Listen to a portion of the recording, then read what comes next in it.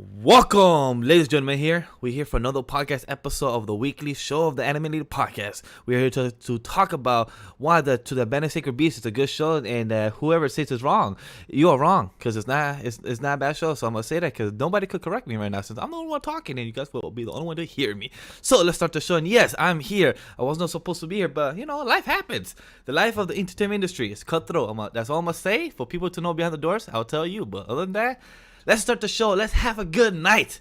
And let's enjoy ourselves with a lovely guest here. And let's hear our beautiful voice of Sam. Will he be able to say it all and straight? And do we have the whole team here? Let's find out.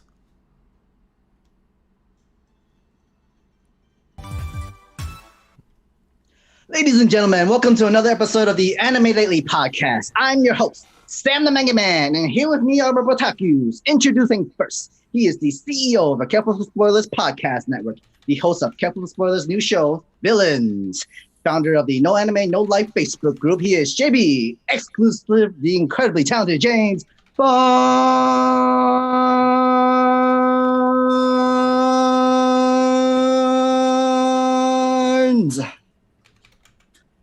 And to our special guest. So sorry, guys. Last week we didn't have Vash. I totally forgot. He was on punishment, bringing up the whole pancakes and cheese thing and stuff like that. So I didn't read my $2 of pancake with cheese. That's my $2 I donate to my own brand. What you mean? No, that's too more. That's too already overpriced. Ladies and gentlemen, another devilishly handsome tiefling in the Black Clover community. He's a great love for Trigon, My Hero, and One Piece. The Hurricane Typhoon, Legendary Vash, the engaged, wholesome booty juice guzzler, the pancake with cheese lover, Miguel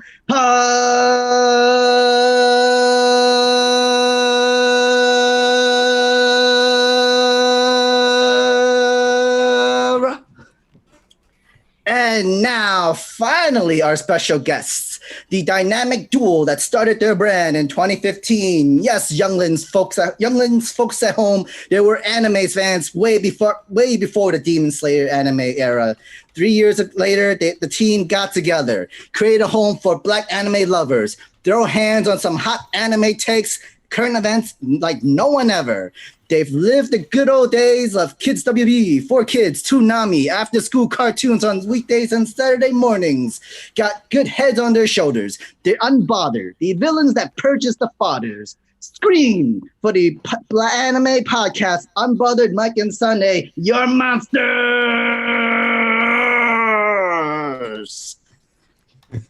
How are we doing? Good, man. Good. Happy to be here. Definitely happy to be here. Excited. Yeah, happy to have you guys. Same here, likewise, and I'm glad to be here on the show because since last week it was funny to see it from a different perspective and hearing it as a fan, and just my whole team throwing me under the bus. Still haven't listened to the second hour, which it makes me wonder what else you have to talk about. Because Ray just texted me right after the group chat saying like, "Hey, just know that we love you. Just know that we love you. just let us know when you hear the second hour." I'm like, I still haven't had time, but I can't wait to find out. You caught some slander for sure. Yeah, it was like there was a lot of hot tweets in the morning, the next following morning about pancakes and cheese, man. Like my whole Twitter on that Friday when my lovely fiance cooks the pancakes, people were shocked that I'm not the one that cooks them. It's my fiance that cooks them for me, the one that she makes it for me and puts the cheese herself. That's true love. She has committed a great sin just because she loves you. I'm praying for that queen, man. Hey, she doesn't criticize it. She has tasted it. It's not her thing, but she enjoys it. But she respects it. Sam has ate it himself. Supposedly he blames me. You tricked me. I did not trick you. How many times tell you? I did not trick Sam. You tricked me. No, I didn't. This happened, Sam. I was like, "Hey, man, do you want breakfast?" I was like, "Okay, sure." I mean, and then, yeah, I'm the one offer him breakfast. I'm not the one that gave him the breakfast. My fiance, the one that gave him 2 pancakes. Now I'm off. There was a cheese in the middle that he did not notice, and he ate it. And I asked him, "How's the pancake?" Like, "Oh, good. It's different." Oh, and then he saw the cheese. Oh yeah, because I was like, I don't know what that tastes. I was like, "Oh, bro." But he said it's all right. He never said it was bad. He said it's okay. He don't prefer it, but he said it's all right. I've been tricked. That is crazy. I've been tricked. Not tricked. It was not tricked by me, by the way. Still tricked, though. Even if you're not by you, it's still tricked. That's hilarious. I'm gonna have the podcast community of my check, the guests here, and the other ones that whenever we meet at a con in the foreseeable future of by the year 2024. Like I said, I will cook them a pancake with cheese, and they will change side. They will see the good side, not the dark side. Like Tel keeps saying on the timeline. Yeah, I will see the good side of this. Gotta go, buddy. Is there syrup on these pancakes? Yes, there is. is. The cheese? Okay. Yes. I'd rather swim in a hot tub of COVID before I eat cheese. Pancakes. But that could be like a grilled cheese, kind of. Nah. In a way. It's not. No, it's not. It's not cooked together with the cheese. It's not like grilled cheese. It's literally so you just cheese. put it in. Yeah. That's it. Okay. It's not even melted. It's not even melted. No, it's not. Okay, so that it's kind of melted. What you mean? It's melted. It's melted. What you mean? It is melted. Hey, you didn't see the Did you video not of his see- fiance making it? I was about to say, did you not see the video of I saw the video, but I kind of stopped because at that point in time, I saw the video and didn't understand what was going on. So I was like, somebody. So then, cooking but then, something, if you see the picture right after, the cheese is melted and everything, has syrup and everything, and I think I had like an omelet on the side or like a fried egg on the side as well. So All I saw was the Aunt Jemima syrup, the juice, the green juice, and whatever the abomination on the plate. I don't know what it was. But John Tate already came in with a donation, and he said, when the loud is that good, you mistake maple syrup for cheese. For real, for real. Hey, sometimes people want to take some loud in the morning as well, and, make that cheese even more delicious in your bloodstream. Shit happens.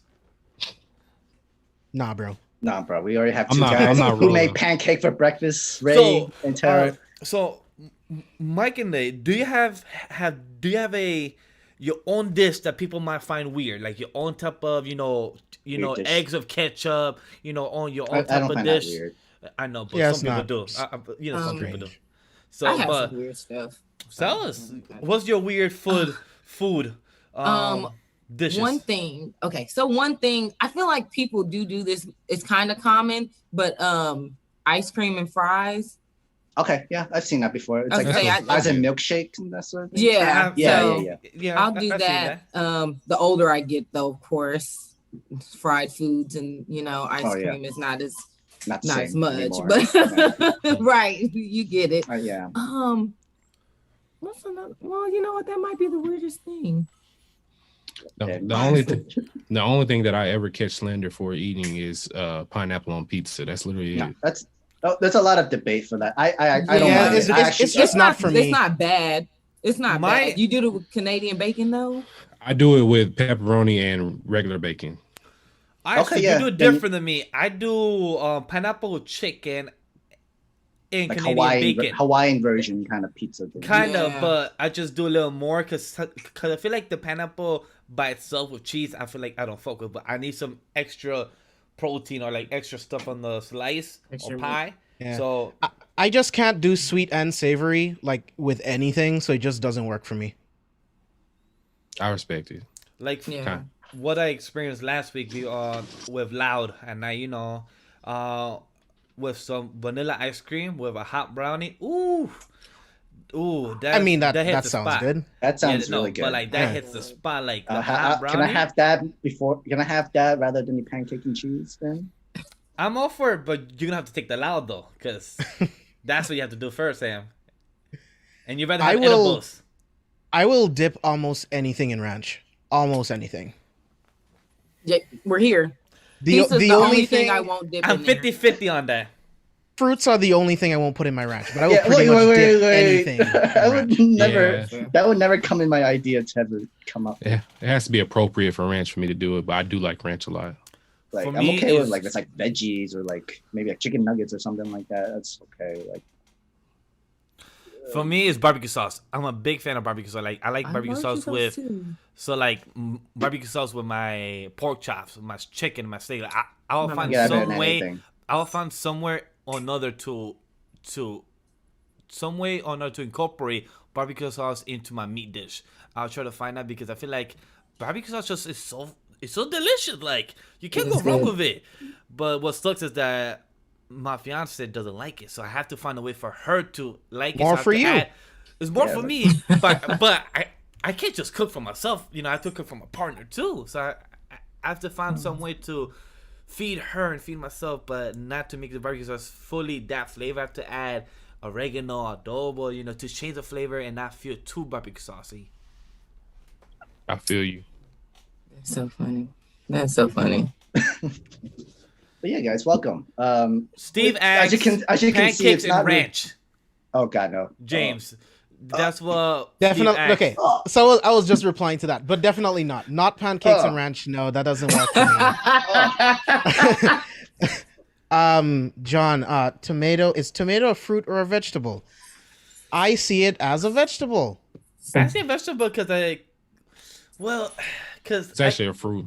It's a fruit, yeah, but I know technically because it has seeds. Yeah, seed. Mm-hmm. Yeah. But then is avocado a fruit or vegetable because it has a big ass seed? I didn't know is it classified as a fruit though? I don't know. I think it is classified as one. I think It is. Oh, because avocados going on a tree or a vine. They're a tree, right? Trees. I think a tree. Yeah, I think it might be a fruit. Huh. Tree. I think. I don't know. I'm like maybe. That's a couple. Yeah, because Definitely grows on a tree. We have an avocado tree back home. Okay, Nice. yeah, I'm pretty sure it might be. I'm pretty sure, like 90% sure it's a fruit, technically. Quote unquote. Like Mm-hmm. even though it doesn't have like a juice or anything that sort of way. Yeah, I mean, depends. bananas don't have juice. That's true. That's True. fair enough. Fair enough. Still on the topic. Hey, for people that are new to our show, this is how the anime podcast is. We just happen to have that's the show. conversations. That's the we show. literally talk whatever we want. We just so chill. We're But- a conversational podcast. We like to talk anime, manga, of course, but we also like want to talk about movies, comic books, like anything that our guest wants to talk about. Even horror movies, like you guys want to talk. Yeah, we'll get there. Oh, brother. But what I was gonna ask is that since we were on the talk about fruits, does anybody have a least favorite fruit or a favorite fruit? I mean, I can't eat tomatoes by itself. Same. Like that also include like cherry tomatoes and that sort of stuff. Like I can't. Yeah, same. I'm probably like the least picky person ever, but the only thing that I don't mess with, like coleslaw is a sin, and anything from Arby's is a sin. So, Love coleslaw. oh man, You need island coleslaw, bro. I need none of it. Like We do I it ate with the way shit. differently in the islands. Way differently. I Arby's can't. is not bad at all. Nay, all right, Nay. This has been the end of Blanime podcast. And like, hey, it's been 6 years tough. Shit happens. It's time to go here. And I just really don't know why people don't like Arby's. No, y'all want to know? I found out super weird about Senae. This is what I found out. But we've been knowing each other since we were 15 years old. But I found this out while we started recording the podcast and everything. So every time, like whenever I lived in my old place, we would all come over and record on Fridays and everything. And so most of the time, I do something easy like grab pizza or some shit. Mhm. And so I'd always get the joint with all the toppings and shit on it. And so one day I went to go grab I let all the ladies get the pizza first and I go get mine or whatever. I'm like, damn, it's a lot of toppings on this pizza. Like, I'm like, damn, they loaded our shit up. It comes to find out, Nay would get her pizza and then pick everything off and put that shit back on the pizza. So she would just be eating cheese pizza. And I was like, Nay, are you just eating a cheese pizza? Did you pick everything off? And I found that out like 6-7 months into us recording. I'm like, Nay, why you just didn't say I only like cheese pizza? You know what was funny? I literally was gonna say something else that I eat weird. For some people, is me this only eating cheese pizza, and I was gonna tell that story, but it's funny that it still came back up Yeah. because it was so funny. Mike was like, "Oh my gosh, there's so many toppings on this pizza. They hooked me up," and I'm like, they hooked us up. Shit. That's okay. Little I know, Senae was adding the toppings back to the pot. I legit only eat cheese pizza, y'all. I cannot do broccoli in a pizza like my mom. Like broccoli and mushroom, I cannot. Like that's the one vegetable I can't fuck with. Mushrooms, cannot do that in Yeah. any dish. I love mushrooms. I could do I mushrooms. love mushrooms. I could do mushrooms. Really? Mushrooms are good. Damn, Saute I'm the only one here. mushrooms are amazing. I cannot do Yeah. mushroom. No burger, no food, no dish, nothing. I would literally take that Oh out. man, Like, mushrooms on a burger, so Man, good. Tell them, JB, mushroom So Swiss good. burger. Mushroom Swiss burger is That's amazing. I can't. I'm not a huge fan of anchovies on like pizza and stuff. I don't think I've ever had them, or not never, an anchovy. never guy, planned, yeah. never planned on having them either. I have a story about anchovies, but I'll leave that alone. Oh, I brother. mean, that's up to you. That's up to you. I'm about to say, Okay, you well, just it said, I got actually a story, wasn't. but I'm not gonna It say wasn't anything I did, but Mike knows. It's our group of friends. So, bro, when we were in high school, Julian did like a Fear Factor challenge. So it was Blaylock, Will, maybe Kendrick, and Rainwater, and he bought like all this crap from Dollar General. So he bought like a can of anchovies. Oh no! Like a can of I don't know. It was like some of the most disgusting stuff ever, and it like they had like 5 minutes to eat like all the things that he bought. Like he had bought enough for all of them. And I think they only got like $10 for doing it. It was like, oh my gosh, nobody won. Like Will was throwing up. That's gross. It was crazy, but I know it was a can of anchovies, like everything. It was they smelled so bad. Oh my gosh, it was disgusting. For $10. My cousin, a couple years back, like she had a weird, what is it like? A weird midnight snack. She will cut up a tomato. And she would eat the tomato, but putting lemon and salt on it, and just eat it. Just eat the tomato like that as a midnight snack. I'm like, I've heard of that. but like, why not just Lemon and salt? Like Yeah. if it's like a Interesting. whole like like it's like the whole like shot kind of thing. The I don't know. Like, she would dead ass say like, hey, you want to eat? Like, usually I'll go make a sandwich, you know, or like grab some cereal or some brownies, some cookies, you know, some regular or late night snacks. So regular. Girl dead ass goes to the fridge, grab a tomato, cuts the corners, cut them in slices, and then it sounds like salt. it's like someone like giving like a virgin tequila shot or something like that instead of the tequila alcohol you got. I felt like it was like a Bloody Mary, like that's what I felt like, but it's just without the alcohol. I Bloody Marys guess are gross. it's just tomato juice, alcohol, and Yeah, hot sauce or also something. not for me. Yeah. Oh gosh. gross. Yeah, they smell bad. And that celery stick or the celery Stop. stick that they Stop. put in. Nah. It's a terrible drink.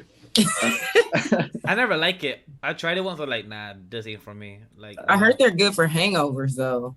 Ah, I mean, I think it's just I've never I think done it, it's but- just the alcohol with alcohol like combination. It's just Right. Yeah. It's just Balance the again. alcohol.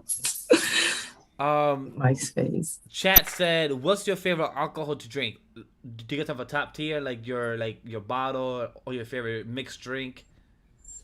if it's brown, I'll drink it. Boom. My guy. Keep it simple. If it's brown, I'm good to go.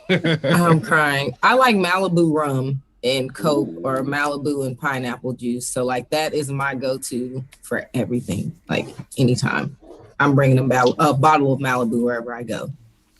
If alcohol is permitted, of course. Oh yeah, of course. For me, Sam, what is that version? What is that version of Jameson that you got me into? Black Barrel. Yeah, the Black Barrel Jameson. Mhm. Like that one I've been fucking with a lot recently. So that one, like Jameson, used to be my favorite. Like, because I'm just a big fan of whiskey because of the years I grew up just having dark liquor a lot. But Jameson I like the most. But then Sam introduced me a year or 2 years ago with Black Barrel, and I've been growing fond of that because it's more smoother and tastes very well. So, and lately in the recent months, I've been trying out other whiskey just to broaden my expertise in other types of whiskey. But for now, I still like Blackberry the most, but it's because I've been tasting it the most, and I just like Jameson. But that's my go-to drink, and my go-to mixed drink is I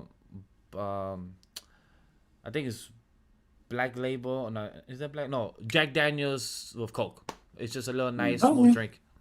I can almost a little bit of everything except like for the clear stuff because I don't think they could hit me in like at all. I can't do vodka. Like me and Vash, it's like It tastes like water. to us. Yeah, it tastes like water to me. It's just it doesn't do anything for us. I don't like it. Like Black Label, Crown Royal, Mhm. Brugal. Oh yeah. We're gone. Nice. Yeah. Yeah. Yeah. Like Mike said, if it's brown, You'll I'll drink. drink it. That's it. That's all I need to know. But if I had to pick one, like Brugal is like my favorite. It's so smooth, so nice. If it's brown, it's going down. Yep, basically, yeah. Steve said Remy and Sprite. Remy. Oh, Remy. Have I Was had that that? Remy Scuba is Steve? strong. I don't. I don't remember having that ever. No, you don't like Remy? And it's not okay. So let me rephrase this. I haven't had Remy, I think, since my palate has changed or since I've gotten a little older. I was like in my early 20s. You know, your taste changes the older you get. And I had like some Remy and it burned my chest. And I was like, oh, this is. Yeah, I mean now like don't I drink think- wine more than anything. Yes, I've been drinking. Like a lot I of wine drink recently. dark liquor on like occasion, but if I'm just home and I want to drink, like I'll drink wine instead. Come on. Yes, facts. I think we all got to the age where, like, you know, we're not young anymore. We're not college students no more. We're not. Woo. Yeah, Shot, I shot, never shots kind of thought people I never anymore. thought I would be a wine guy, but now I James, love reds. same. I look. My partner has been getting me to wine, and I've just been I have a liquor store downstairs, and every time I go in, I'm like, yo, I want something different. Can you give me a new wine?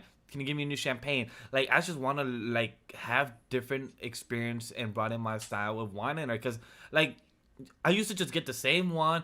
That's why Sam has an intro in Spanish. It's cocolitos. In English, it's technically called booty juice. Technically, if you want to go straight to the point. So Juice guzzler. So that's why Sam calls it That's the why. booty juice guzzler. Yes, Mike. Yes, that's the name for any Spanish people. It's called cocolitos, which is a good drink. Very smooth, very sweet. But I know this could be a clip in the future, but I got tired of the drink of colitos. I got tired of booty juice, so I want to broaden my horizon. So I want to taste other drinks of wine and champagne, so I can know what I could like more, what I like more sour type of wine, what I like more sweet. So I've grown to find what I like more. Yeah, I think as we grow older, we have different palettes of tastes of what we like and favor, and it's much more easier than just literally be a college student and drink everything that's in front of you. Anything in front of you. But no, we want to at least enjoy our hangout. We'll at least want to enjoy our tipsy or something like that. But Yeah, I personally prefer like a really good Shiraz over a cab. But if I'm having a steak, I'll have a cab for sure. No Merlot. Interesting. Sometimes. It's a little. I was gonna say Merlot. I'm not a Merlot fan, so I just asked. I agree. I wholeheartedly agree with what you just said. I just had to throw the controversy out there. we all have to find our tastes right now with steak and wine. Right. No, seriously. And I think what pasta is white wine, right? I think that's what goes with pasta is white wine, right? Yeah. Mhm. I'm not sure. Like, I haven't And really the explored more. champagne I haven't as really well. explored white wine as much. I mean, I guess it as red wine. depends the type of pasta you get, right? Yeah. Because if I'm having And the meatballs, sauce, like too, I would, think. I would prefer a red. Yeah, I think Depends. it depends on It really the depends. sauce and the pasta. Yeah. Anyway, let's go into our horror movies, hot takes and stuff like that. James, I know you love horror movies, and from our guests, they also love horror movies as well. Let's start with the favorite all-time horror movie. Oh my gosh. All-time horror movie, like number one. Number one. Oh, The Exorcist. That is easy. To this day, it's The still. the classic or the reboot version? Oh no, the classic. That is Okay. still my favorite horror movie of all time. That's a really good one. Because I mean, and I'll explain just to give you guys some time to think. Like, just look back at that movie, look at the practical effects and everything they were able to do. The acting in that movie is next level, dude. Like, it's not just like the best horror movie in my mind. It's still like one of the best movies ever made, in my opinion. I am not mad at that at all. I'm not mad at that.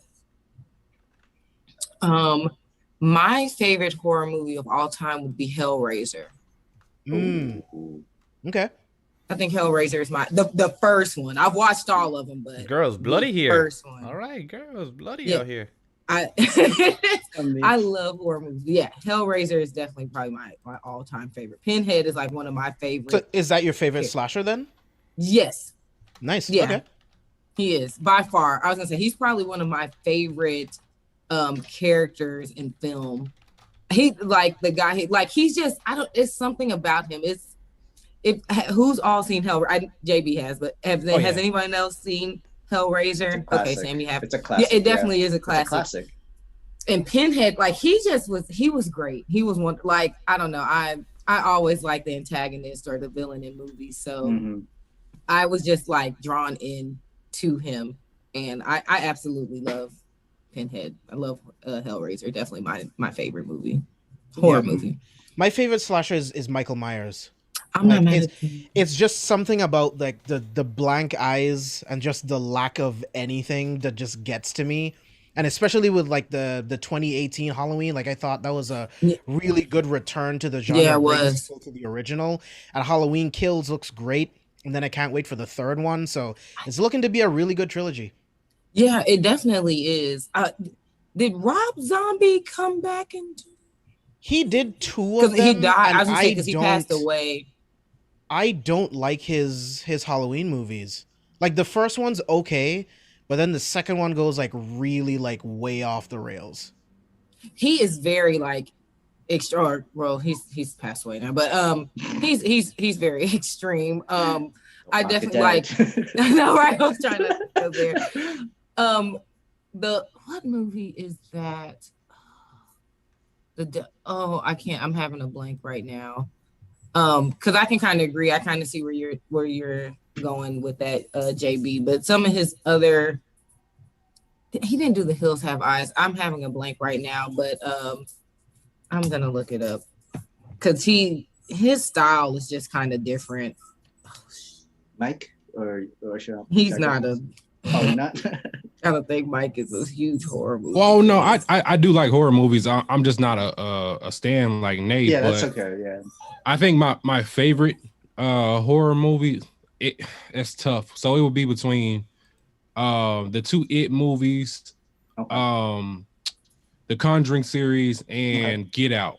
Those will probably be like my top 3 in no certain order. So those I like more so the recent ones. So some of the older ones look shitty to me. So yeah. I mean, and that's why I appreciate The Exorcist so much, because it still holds up. Like everything they did was practical and still holds up.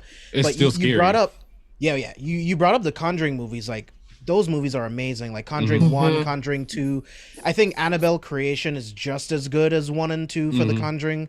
Like so good. Have you guys seen Ouija Origin of Evil?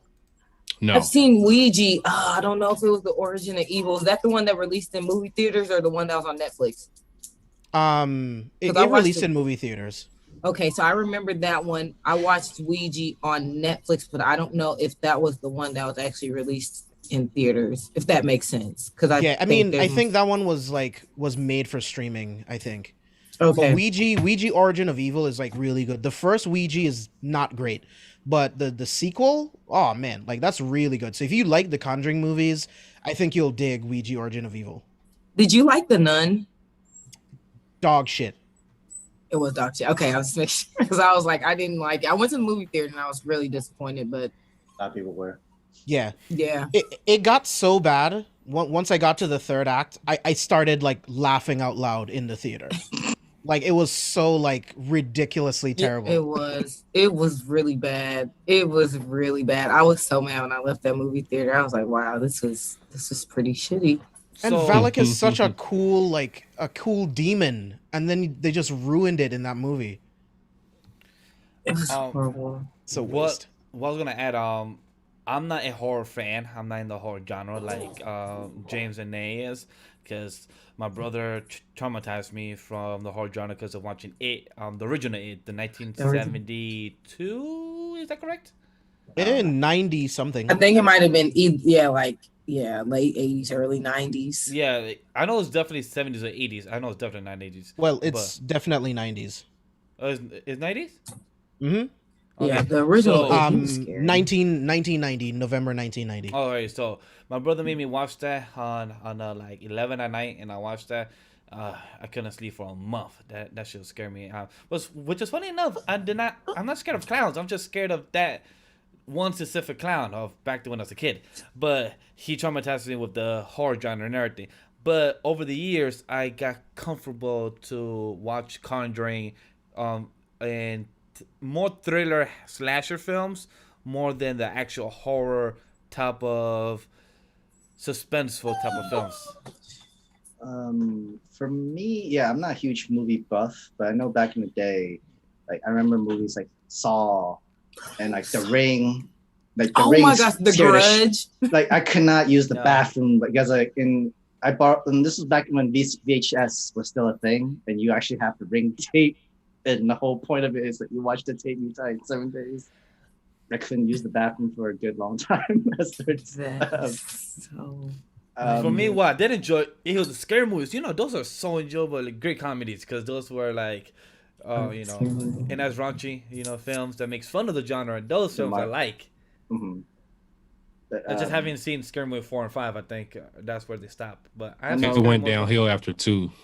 Oh yeah. Scary Yeah. Movie 3 wasn't that bad. It wasn't that bad. 1 and Dude, 2 were I good. saw the beginning of Scary Movie 5. I was just like, fuck it. I just want to see like what they did with it. It is Yo. horrendous, bro. What? Bad. It's bad. It's very bad. Like once the When did that Wayans one come got out? walked away from it, once the Wayans left, it went downhill. Yeah, like Yeah. without the Wayans brothers, it was just sad.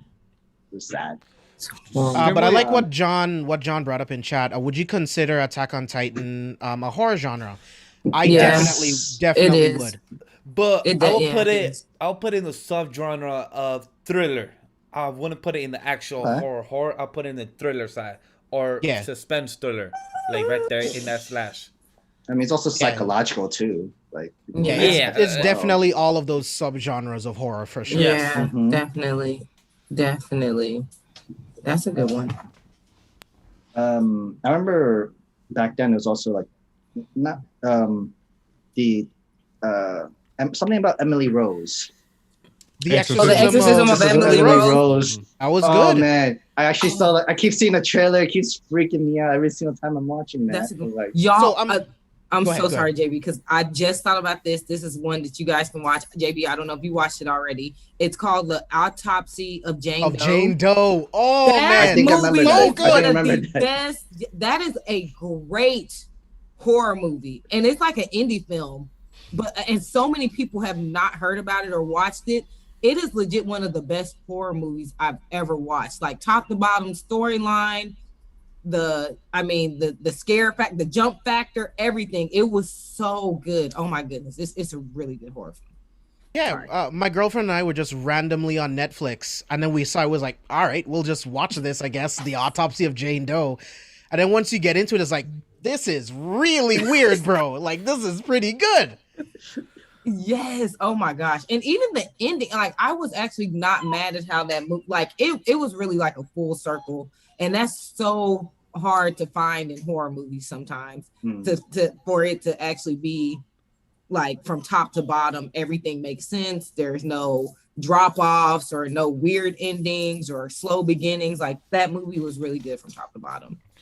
Yeah, really good. In the chat, I said, have you guys had the chance to read the show? I mean, the show of the manga called Phantom Seer. Not yet. Mm-mm. I've read the first chapter. So that one has a lot of horror type of genre, like horror type of theme, like the way it's drawn. It has that type of horror theme with it, and it's drawn very dark. So I really like that very much for it. Sam, what do you want to add about that?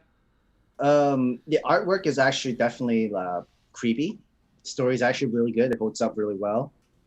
It still definitely have its shonen like genre in there, of course, of like physical, spiritual power, fighting demons, kind of sort of thing. But I think they do a really good. But they really definitely make the monsters creepy. Literally take advantage of the entire like panels to make something that comes out of literally you're seeing the face of Sumer of the Ring. It's something like that. Like many of the monsters, they go into their own Japanese folklore monsters and stuff, lores and stuff like that. And they make it really shocking. I wouldn't say it's like Junji Ito's kind of like crazy horror, like weird shit, but it has its own like good shonen uniqueness into the series. Would you consider Future Diaries like a horror anime? I heard would. it was. I've been told it was. Because it's really creepy. Like it's definitely like that's like subgenre of like suspense thriller horror type of anime. It's really good, really weird too. Would you consider? How about JJK as a horror genre? Because It's a subgenre but for sure. It's because it takes a lot of influence of Uzumaki. Well, not Small. Small not ones. the current story. Not the current story that's It going on in made the it anime. made references, but Yeah. it wasn't like a whole all of it kind of Well, creepy kind of thing. And with the I read Uzumaki, and I Yeah, read that no. live. Yeah, no, you did, but from the current It's weird. manga, It's weird. It's very- where it's the weird. arc is, from what I heard from Nox and everything, it takes inspiration with some of the villains' curse energy and curse powers. It takes inspiration with the art style as well of Uzumaki, but I cannot speak too much on that because I'm currently only anime watcher. But would you guys agree with that as well? I wouldn't count it as the genre. I just say the author paid some homage for Junji Ito itself, like how with Horikoshi would pay homage with Chainsaw Man by adding him into like one of his chapters. Like everybody like basically what they actually the series that they like they add it into like the story. They just focus on it. Like if you pay attention to like some part of their panels or chapters or a page, you see like one of the familiar characters from another shonen series, and like Kadashi, like it's okay with that.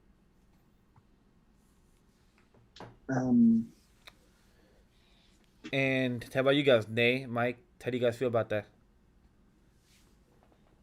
Mike. No, you got a name. Well, I haven't actually like dived into those. Yeah. So I don't have a lot to say on. You haven't watched JJK yet?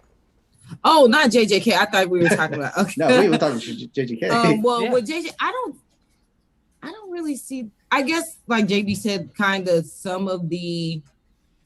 That's just sub genres, but not. Yeah, All but of yeah, not like yeah. Horror elements. Yeah, I don't. Yeah, some elements. Some Yeah. elements maybe like with how they look. I would say more so than anything. Okay. Like the guy, I can't think of his name right now. The one that's kind of stitched together. Mojito. Mojito. When they were in the movie theater, when the three teenage kids like ended up like, yeah, I could see that from there, but I wouldn't say It's like more you said, supernatural. It's more supernatural. supernatural, almost supernatural, like maybe that. paranormal-ish, but not like horror. And Yeah. and how are you guys liking the show itself? You know, only being 22 episodes. Are you guys enjoying it? Like, do you guys put it over Demon Slayer?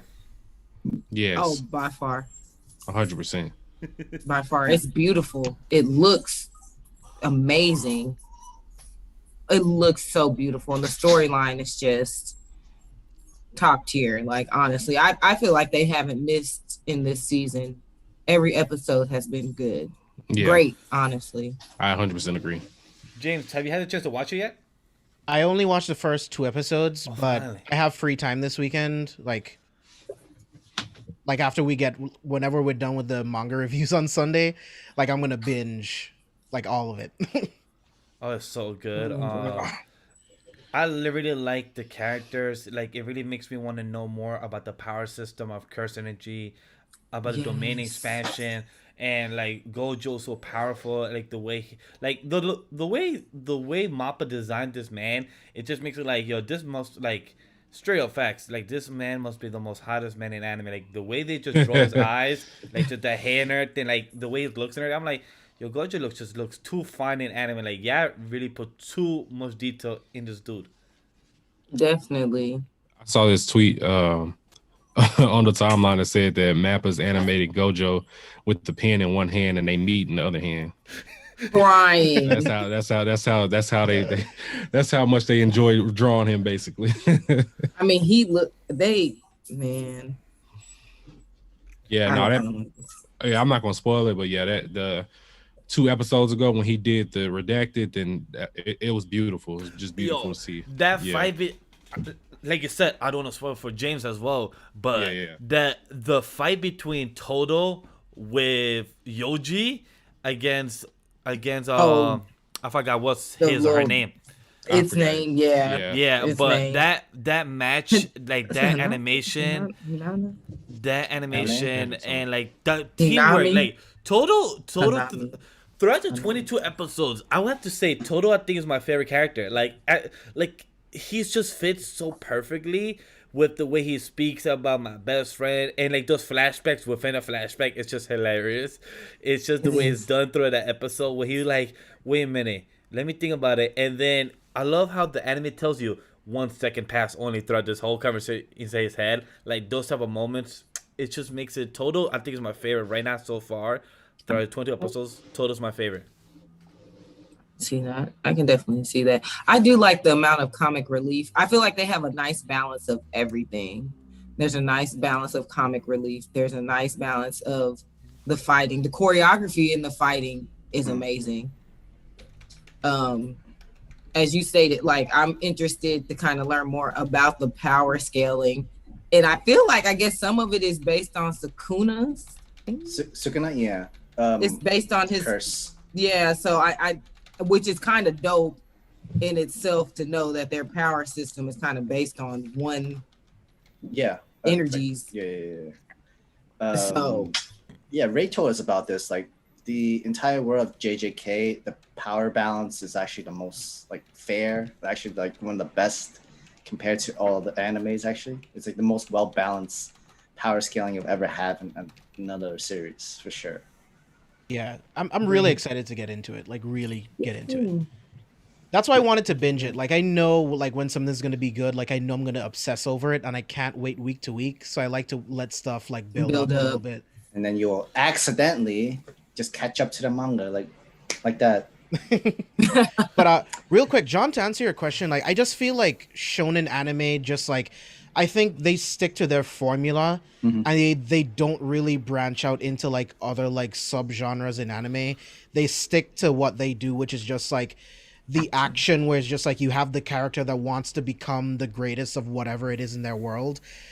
But that's just what I think. To add to what James just said as well is that Shonen / the company itself, the whole company itself is our bread and butter. Is Shueisha. They have a format. They like One Piece, Naruto, and everything. Asta. They always have a goal. With My Hero, I feel like for manga readers, they know what I mean. Like Hori used tropes, but he expands those tropes and expands the characters for what they are. People just see on a surface level for what the anime is for those first 4 seasons, but they're not ready for what's gonna come for season 5, 6, and 7 for what he's building up right now in the past 110 chapters. Right now that has been going on since the anime hasn't yet adapted or will be adapted right now for season 5, and I'm very proud of that to say that because I was not a huge fan of My Hero from the beginning. And to see where it has been going and me reviewing it with the guys week to week and the possible storylines and the way he's complementing with the characters and the build up and like you see the common tropes that the brand itself of Shonen Jump does, but he does it in his own style. But he also references comic book style. He references other type of styles of storytelling, but he does it in his own way. Yeah, well put.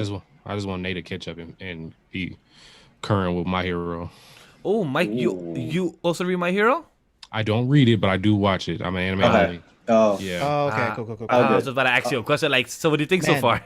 So the thing about that though is like I don't even have to read My Hero because I see all the spoilers on the timeline. I literally know. Bro. I know about all the crazy things that have happened recently. I know about all of that. Is it because just that saying sucks. we haven't spoiled you anything right on our no, anime lately not videos y'all. and like that? Okay, cool. I'm No, about to say, no, like, no, damn, no. I apologize on that in advance. I mean, like we don't even need to. We have a whole video based on that, like sort of thing. The podcast is something different, but No, I'll be But damn, that scrolling. I've sucks. literally seen all of the spoilers. Damn. That's what That it sucks, about me. man. I wish people the way they talk about the timeline on Twitter. I wish they would do on group chats. I wish they want to like it just sucks that people cannot be on the timeline just have a conversation with their own self or like use my They want heroes. clicks, man. They want They likes. want the Yeah. popularity. They want like the fan base. They want Yeah, the but followers. yeah, but respect for that. Like for example, Mike is in they it. don't care. Yeah, but thing is, at least have the courtesy to respect. Like Mike is an anime watcher, but Clout is more important than respect Yeah. for some reason. So, Yeah, And I give a don't damn get about unfortunately, me. so true. the bad parts of Twitter. Yeah, it's all good. I'm not tripping off of it. but why haven't you watched My Hero? Or like, are you behind in the season? What's going on? Like, it doesn't catch your attention? So I watched like a season and a half, and I just was like, well, if I'm gonna be completely honest and transparent, when I was going through My Hero, I was watching Naruto. I was going through Shippuden, I think at that. So I was kind of like, okay, I'm watching two shonens, but I kind of want to have this classic finished before I touch on the new gen stuff. So I just never went back to it. But when we went to go watch the movie last year, it really like hit my feels. So I'm definitely gonna pick it back up because I've heard a lot of good things. Another thing, I love Chris Sabat. So everybody that knows me, I love Vegeta, but I love Chris Sabat. So although I usually watch sub now, if he's in something, I will tend to watch the dub so I can hear him. And of course, he's All Might. So Yeah, he's good. He knows how to play 80s superhero kind of classic Perfect. character. My Perfect. He has that Hero, moves for it. My Hero is probably like one of the only dubs that I absolutely despise. Like there is not a single voice that I Really? think works. Yeah, and I'm not one of those people who's like, oh, sub is way better than dub. Like I don't care. But when it comes to My Hero, like I just don't like the voices at all. Like they just don't fit. Especially for like Deku, like it just doesn't work for me at all. Like dude's voice is just understand. way too high pitched. Much like Goku's voice in the sub, right? Like I His don't sub like was terrible. it's awful. and she's literally a woman. So and you Yeah. can tell like he sounds like a young lady. She been doing this for years. So like, I guess in that point, like the Japanese sub fans, like that's what they know. That's what they remember. But Instead and- of and It's Nay, a I'm with you, 50-year-old like- man. I love Chris Sabat. Like I love every voice Yeah. he does, but it's weird. I don't think he fits All Might. I don't know, but it's just me. I know it's just me. It has to be you. I know it is. I know it is. And then I'm also saying some voice cast from My Hero I don't fuck with. Like I Yeah, some respect cats what are they not do. not Like, fit. I respect with the duo. Me and Sam has met some of the cast members, and we did interview them, and I respect their job. You know, that's their job. But Oh, when yeah. I hear it, Yeah, it's but their when job. like I only do dub sometimes just because I rather cook in the kitchen, and just hear some anime in the background, and just and just relive some moments, just to kick it back. But some voices I don't feel like it clicks with me. But at the end of the day, they do what they do, and some fans enjoy it, so I gotta respect that. But for One Piece, it's still crazy how One Piece voice actor for sub is also a woman, just like for Goku. Like it's just wild that sometimes like women or men could play either or a better voice for I mean, a younger character. characters, like I get it. Like Gohan's voice actor was a woman at one point. Like that's not the issue. It's just No. like a character like Goku. It just sounds weird. Yeah. It just sounds really Yeah. off. Like he's a 40, 50-year-old man. Like, why does he sound like this? Have y'all watched Hitman Reborn? Has anyone watched Hitman Reborn? Not yet. Not yet. I've been It's meaning it's to. really good. And plus, chat said it as well because they asked about it. I think they said we need to make a remake of Hitman Reborn by Ashton Tyler. Yeah, I'm not mad at that at all. Hitman Reborn, they don't even have a dub. There's a petition out for a dub. But Oh. Reborn's voice is a woman. I actually looked it up because I was like, I don't know if he's a woman or not, but he's a baby technically. And like, it's one of the few shows I feel like everybody like kind of fit. Like, since we're talking about that, I don't know if y'all watched Black Clover, but I definitely had to put Black Clover down dubbed because of Asta's voice. Even though I liked Yami, I love Chris it. Sabat. And I wanted to hear that. I had to put it down because Asta's dub voice was like horrible to me. He was more tolerable in the sub, and that's how I was able to push through. I heard- He really was. I heard the dub voice gets better by episode 20, and I heard the sub voice gets better by episode 10. I don't mind it. It's cool. Yeah, I like mentally me. just tune him out. It don't even bother me anymore. I had to turn the TV all the way down because he was like yelling at me the whole time, and I was like, I can't do this. I just hate the conversation on the timeline. Whenever I see people complain, the two things I hate on the timeline. That's why I'm happy as a content creator. I don't put myself in the community of like a certain fan base. I just call myself content creator. I don't want to be part of My Hero, part of Black Clover, part of One Piece. No, I just do content, and I like to talk about what I do, because the two type of arguments people I see in the timeline, My Hero versus Black Clover, that's one, and the second one I see always is how Black Clover is so much like Naruto, and I'm like, it's always, at least I see I see in the Pick timeline a shonen character and they're like Naruto. Like, get over it. Come on. and they say Like- Naruto is like Goku, and they say Goku is like somebody else that happened in the 80s and 90s. It's almost the same Everybody thing. gets Same. inspiration from somewhere. Yeah. So it's just what it is. But yeah, if they do Hitman Reborn reboot, definitely see it, and they're also rebooting the Shaman King series. Definitely the classic. It's possible. No, they're doing it now. Next season, No, is Shaman no, I'm King. saying, no. With Hitman Reborn. Yeah, you're correct. I would pass out. If they rebooted that. Oh my gosh, because they could really continue, because they stopped the manga. I'm actually trying to pick up the manga now from where the anime actually stopped at, because they say like the next two arcs in the manga are like mind blowing. So No, it's still going. it'd be nice. The manga's still going. Now I don't know if it's still going, so I won't say that. But they never animated like two arcs after they. I heard about that. Yeah. Yeah, so I don't know if it's still going. I honestly don't know that. Is there a favorite old cartoon series back when you were a kid that's both of your favorites within like Kids WB, Toonami, or 4Kids? Oh, Scooby Doo. Okay.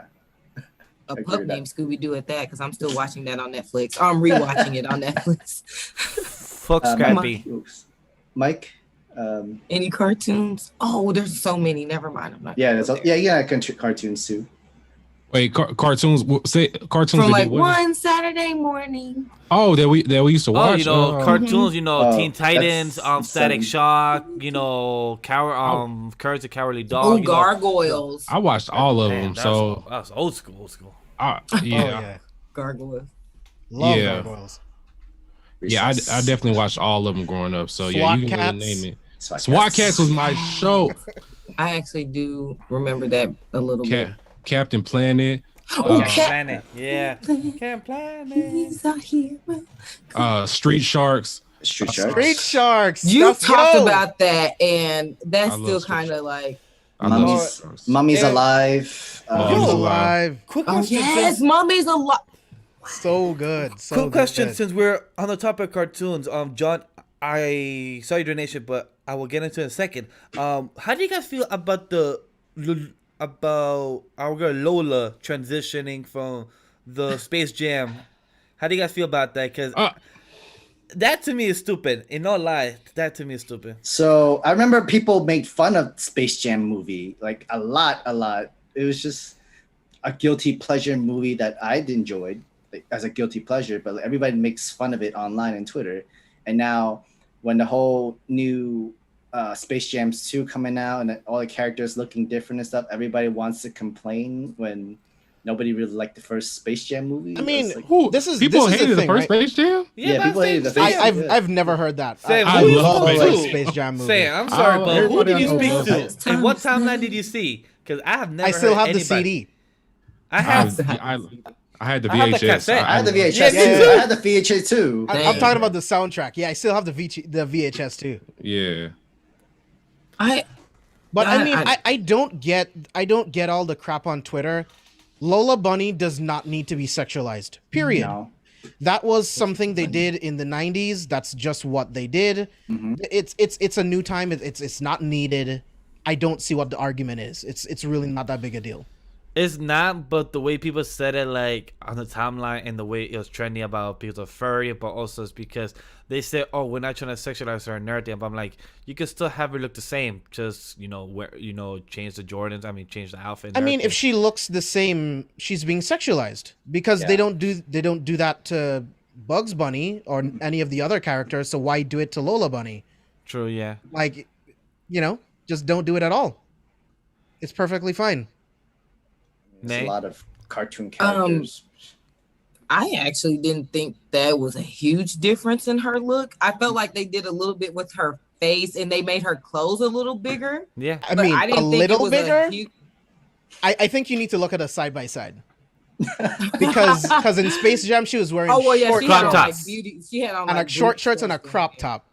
And in this one, she has shorts to her knees, or technically her knees are not even shown. Like halfway drawn. Like, and her clothes did look big, but like she didn't look that much different. Well, I don't complain about stuff about like things like that. I'm not. I mean, it doesn't bother me. I guess either way, I'm kind of more concerned about them trying to mess with the storyline, or she doesn't need to, but I do agree. She doesn't need to be sexualized because she's a bunny. So yeah, that's kind of creepy anyway when I think about it, that they even made her like that. But you know what's crazy? Like growing up, did you guys realize that she was not necessarily sexualized, but did y'all realize like she looked? I didn't really care. No. I just saw her because honestly, I think that was like the first time I've ever seen like her being introduced into Looney Tunes in general. Oh really? Like I watched. That was the only time. That was the Looney first time Tunes. That was like the first and only time I've ever even seen her like. Yeah, I agree. The show in general. Oh, for me, I saw her in the cartoons. I saw her in the cartoons with Baby Looney Tunes. I saw her with. Well, yeah, that was like literally after Space Jams though, like. When they start establishing all the other characters in baby form, but I don't know when I saw Space Jam in my timeline and everything, but I remember seeing her, and I didn't see her sexualized or anything. I just saw her coming in, talk her shit, saying that girl knows how to play ball, and girl play ball. And that's what I saw. I like, all right, cool, let's go. Yeah, because I mean, as a kid, your brain doesn't process that stuff. That stuff is put into those cartoons for adults. Yes, like it's not for the kids to recognize. Me growing up, like me, to be honest, as much as they speak on the timeline, all for the horny hours and everything, but she's dressed as the sexualized type. But if girl knows how to rock it on the court, girl knows how to play ball, then that's it. Straight up simple. Yeah, that should be the only thing that matters, not how she looks. That's the point. I mean, I'm pretty sure like a little bit after that time it was Love and Basketball too. Like that was a good movie. I liked it, and like there's nothing wrong with a female basketball player. No, but I don't know. I have nothing against it, and I don't know. It's been a weird time right now because it wasn't just the Lola Bunny. There was also a lot of the other cartoon characters within the Looney Tunes too, where they had to cut off from the movie as well. Which, I mean, okay, it's not like I don't expect them to have. I don't remember them much, like Pepe Le Pew. I don't really remember. He was a creep though. He was a creep. Yeah. He was definitely like, yeah, he was, yeah. And like people made up like, Dave Chappelle made fun of him 20 years ago. It's like he's a perfect guy. So in his comedy show, he knew that not as kids watched him. Yeah, I was watching that. Wow. But then again, it's the same time and culture where they're banning Dr. Seuss books. So I mean, it's a weird time. I don't know how to. It's a very weird time right now. It's a weird time. I don't know how to. I don't know what to say or what's the right words to say because it's a weird time. Like everything and anything you could say, you could just get canceled out here now. Hopefully not us. Smile. I mean, I think it's simple. Just be respectful and treat everyone like a human being. Period. Oh, yeah, of course. Mm-hmm. You know what I mean? Like. Oh, yeah, it should be that simple anyway. But let's hit these super chats real quick. Yes, to John. Speaking about Black Clover, over the years with the anime, how do you feel about the anime potentially ending? And what do y'all think the latest anime episode? Thank you for that $10 donation, John. So as far as it ending, I think they're just dropping it to give the manga more time to catch up because they're really, really close to where the manga is. So it makes sense for them to just like just take a long A break hiatus. and then a hiatus and then just pick it back up so that they're not so close. Because remember, we went through this filler arc because it was so close. Like I think like the right before the filler was like 15 chapters up to the manga, so it's like you had to do that so it could be separated. So And it's now- just going on hiatus for now, so it'll pick back up. Go ahead, Vash. And plus, to add to what James was saying, if the anime continue, they're probably 15 or less episodes close to catching up right now. So, like, how can they continue when you're literally going to catch up in the next 3 months? Like, and then sometimes talk about the jump issue takes breaks. So, no matter what, it could be actually less than 3 months of catching up. So, like, but to also answer his question of, like, how to feel about the Black Clover anime, like, not to throw shade to the series itself, but I prefer the manga. The art style's better. The animation cannot even compare or come close. Yes, there's hype moments. I haven't seen an episode since episode 132. Not because I don't not because I don't love the series, but it's because I want to see a series that gets consistent animation. And it's sad to say, Black Clover, yes, has awesome episodes that gets the most recent ones, or like the past 5 or 6 with Asta Yami versus Dante and the Dark Trianarchy. Oh, that's freaking dope and hype as well. But I could see the hype scenes or the great animation clips on Twitter, because all and the mothers and the aunts and the uncles be posting them on Twitter. So like, do I really need to watch the episode? Yeah, I be posting them up there like a whole 5-minute scene. What the fuck? So how can I go watch the episode? That's Yeah, posting up. So, like, do I miss the anime watching it? If it actually does take a hiatus, all right, then cool. I could watch the last 40-something episodes I missed and take my sweet ass time. Damn. And what sucks about it is that the animation is not consistent, like Dr. Stone, like Mappa with JJK, Attack on Titan. Those motherfuckers that keep saying that, criticizing, Attack on Titan is consistent. Much better than Black Clover animation, so fuck yeah. But Black Clover...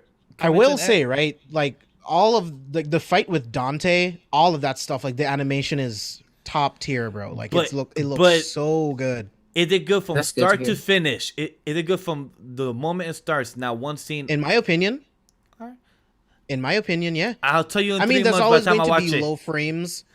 That's what I meant. There's always going to be frames-wise, yeah. small frames that aren't great, but it's just a couple frames. Like, but as far as like a complete episode, like the whole fight with Dante is flames, bro. It's so good. They translated it so well from the manga. That's I'll good tell to you know. like in 3 or 2 months. But Mike, Nate, do y'all watch Black Clover? Do y'all are fans? Yeah, I feel Definitely like y'all- do. Definitely like Black Clover. I think we both dropped it when the filler arc started, or that the filler started before the time skip. So Exactly. I know I haven't picked it back up yet. I was just gonna wait till the hiatus till like it was done so I running. could just- I was just gonna wait before I looked to pick it up Yeah. again. Same. But I Yeah. definitely enjoy Black Clover. And I definitely agree that the animation is iffy a lot. But it's like the storyline is good. I can kind of push through iffy animation with like how invested I was in the characters and the storyline itself. But I'm happy to hear that, there's some fight scenes that have come up that they've actually, made it look good. So that's actually encouraging, because I really hate the Black Clover slander that I do hear, because a lot of people shit on it, and it's actually a really good series. Really good. Yeah. It honestly is. And I hear a lot of good things about the manga. Of course, me and Mike don't read, but we hear a lot of good things about the manga. So I really hate that it gets shitted on so much, because the storyline is actually really good. I enjoy the content creators that talks about like Black Clover, like us and everything, but the Twitter timeline, like there's people that are just shit on it for me. Like, y'all don't got shit to do at home. Y'all don't got jobs that like do y'all get paid on Twitter to talk shit about series? like where are y'all? Yeah, you do. Dead ass funny this time. Like this, like why y'all wasting your time to just argue about series? But like, hey, cool, it's your opinion. All right, that's it. Go home now. Leave it alone. It's just annoying. Totally. It is. And I feel bad for the Black Clover not the fan base, but the people that actually enjoy the series and just has to see this constant hate against a series that's just trying to be good. Like, yes, it has the normal man. shonen tropes, but that's all it is. It's just trying to be enjoyable for the fans and just enjoy for what it is. That's, I think, the love it is. Like, I enjoy the manga. Yes, it's not perfect with some storylines, but I see the potential. I see the greatness that it could go and live up to. And the anime, great fucking openings that Ray always likes to skip, because the openings for Black Clover are amazing, and I give props It's to Perry so for good, dude. I have a playlist that just has a shit ton of Black Clover openings and Yes. and Them like, openings that's are so great. good. We They're were talking about consistently that the other great. day. Yeah. Yeah. because Definitely. when I compare Black Clover openings, I compare to Bleach openings, how they both don't have a miss. Like, they're both done so well. Like, Bleach Really openings good. are amazing, Black Clover openings are amazing. They both are amazing for both. Like, the beat, the visuals are so amazing. Mm-hmm. Yeah. Yo, let's hit Ashton's super chat real quick, and then we can talk about our top 5 Black Clover characters. Ashton's, thank you so much for that super chat. But yes, the 2003 TMNT TMNT. series is the best TMNT like series you can find. Like, it's That's so very good. true. Like they went to movies, they touched to other multi-universes of Teenage Mutant Ninja Turtles. It's the theme songs was always Oh fire. yes, and like, they also went to the future. I think they had 7 seasons. Damn, I was gonna say 4. Yeah, and you really, can watch it on really good Prime? series. Ooh, I got Prime, so I might be able to watch it then, just to kick back. Huh. I think around I think back to back, I watched the 2003 TMT and then the Kirby Right Back at You. Heard of that, but I don't think I've seen it. But TMNT, so good. I read the comics. I haven't read a lot of them. In the chat, they was telling me that they should read. The Last Ronin was The really Last Ronin. good. I heard a lot of things about it. I think it's about Raphael. I think he's the leader, or something about Leo and everything. So, such a good series. I have a couple of them signed, because to me, there's just Sensei LeGlove recommended it. I read the first one, and I can't wait to read the rest. it's such a good series, and I really plan to read it one day as well. But I really want to read more of the lore, because I know there's crossovers with Batman as well, with TMNT. Yeah, the one story with Batman was really good. Yeah. I haven't read it, but I know about it though. I mean, I also remember Teenage Mutant Ninja Turtles and the Power Rangers got together too. Yeah. Heard about That's that. I've classic. never seen it. I mean, I heard about it. You're good, bro. Yeah, but let's talk about our top 5 favorite Black Clover characters. Who wants to go first?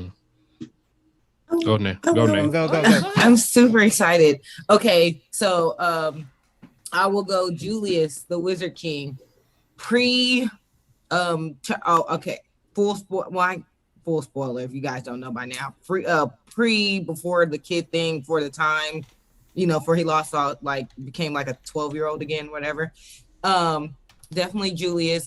I would go Yami. I'll go Asta next. How can I forget one of my favorites? I can't say their last name, but the sister to the captain of what captain? Mary Leona. Mariola. Yes, Mary. The GOAT. She is amazing. I absolutely love her. She would be my number 4. And then number 5, I probably maybe a tie between Luck and Noel. Okay. Yeah, I can. Yeah, that number 5 would be a toss up between those two. Yeah. Mike? All right. So I got Yami for sure. Julius for sure. Mariona for sure. Nozel Silva. And Oh, yeah, I fuck with Nozel. And then I'm gonna go Zora, number 5. Okay. Sora's dope, man. I love him. Yeah, James, you or me? definitely. I'll go. Marileona, number 1. She is the GOAT. Then Julius, then Yami, Asta, Noel. That's so fun. We have the same with princess. For me, Like Noelle, real quick, fast. Sorry, yeah, go but ahead, Noelle is one of my favorite like female anime characters like ever. Like she's Yeah. definitely top 5 for me. I love Noelle. I can agree. Yeah. And her character growth, like, and even watching her power up and stuff has been really good. They do a really good job with women characters and their development and just them having personality. I mean, like being the full package, they do a really good job in Black Clover, shedding light and like making the female characters look good. They do. Yeah. Facts. we're talking about anime only, right? Because I have a character, Yes. James, that I Yes. was gonna say, but like, wait, that's manga. Anime Wait. only. Wait, but they introduced him in the preview for next week, so it kind of works. No, anime only. Damn, yeah, I can't say because damn. All right, cool. So for those that are anime only, you'll be seeing a new character next week. So he's in my top 5, but I won't include him for this. So just know once you see him next week. So Mike and Nate, when you see this character, he's in my top 5. But Yami, with no type of order. Yami, Marilona, Fuego. I should like Fuego, like the way the way he preaches how to be a leader, the way he told Asta like to never give up, but also like how to become the next Wizard King. I just find the type of nobility, knowing that he's a noble, but he also doesn't use that against nobody. He's also a man of himself. So Yami, Fuego, and Marilona, Zora, and Luck. I like Luck. I like his vibe a lot. Like he's just battle hungry, but also the most recent chapters recently, and like I fuck with that shit too. I was just gonna say that latest chapter, bro. Oh my god! Any fans of Luck, once you get to this chapter, you are going to lose your shit. Really, I'm excited now. You're gonna lose your shit. It's so good. I gotta give it like that's one thing Tabata is good with. He's good with power ups. Like that's one thing Tabata is good with. Like he's good with the shonen trope of power ups a lot, and he knows how to give his fan base that loves certain characters their spotlight. So he knows how to get that like Luck, Marilona. Whoo! There's some scenes that are gonna be coming in. Damn, because of the hiatus. So whenever Black Crow comes back in the future, Marilona's gonna be having a lot of spotlight, and her lines, it's gonna be nice and sweet too. Yeah, it's gonna be just as good as when they storm the base of the Eye of the Midnight Sun. So like just as good as those scenes. So don't just say imagine, that. just imagine Marilona fighting Raya times 10 and something a lot bigger. What would y'all say? Man. What would y'all say to the people that dislike Black Clover that say that the power ups are kind of ass pulley? They're just random and there's no kind of training involved with the power ups. I don't see that. So Have they not watched Fairy Tail? Fairy Tail's the worst I've ever seen. Okay, but yeah. So James, if you don't mind, I'm gonna go first real quick. Yeah. When it comes to understanding, people complain when you see my hero showing the sports festival and showing the training arcs that they're about to see in season 5. People get mad. Why do we need to see this? But then when we happen in Black Clover, when we get a bit of training and the rest is monologue or spoken about in the training that they had, we just had a training, but it's not shown, but spoken about, aka is spoken around in the exterior storytelling. So people want to judge something before they understand storytelling. People need to understand that storytelling is a story based, that not everything needs to be thrown at you. Some things need to also be said to you so you can understand what happens in the timeline. And people want to say it's as per. Yes, some stuff is as per with what happened with Julius. It was foreshadowed, but it's not foreshadowed completely good enough where everybody in the audience could understand it. And where people doesn't have to explain to others for them to understand what happened with Julius. This happens because what happened in chapter 46 and chapter 62 is foreshadowed. No, it could have been told better. I highly disagree with that, man. No, I highly disagree. Like, I totally with the understand Julius thing only. Yeah, with Julius thing. But people want to criticize something before they have patience to see it. There's always a reason for storytelling. Yes, it could have been done better. It could have been this. But people don't have patience for build-up. And that's what Black Clover is.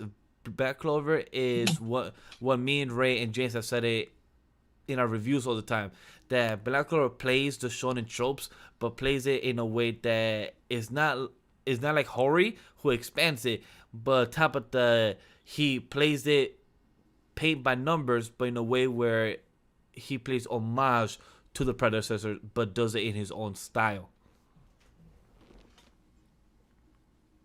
Like I get that people are allowed to have their opinions, but I feel like you need to look deeper, man. Because I mean, like, look at Noelle in the beginning, right? She couldn't control her magic at all, and we saw her train and train. We saw her train with Asta.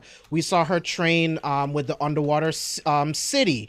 The first time we saw Noelle unlock a new spell and actually made the first steps to control her power was when this little girl asked this magic knight for help.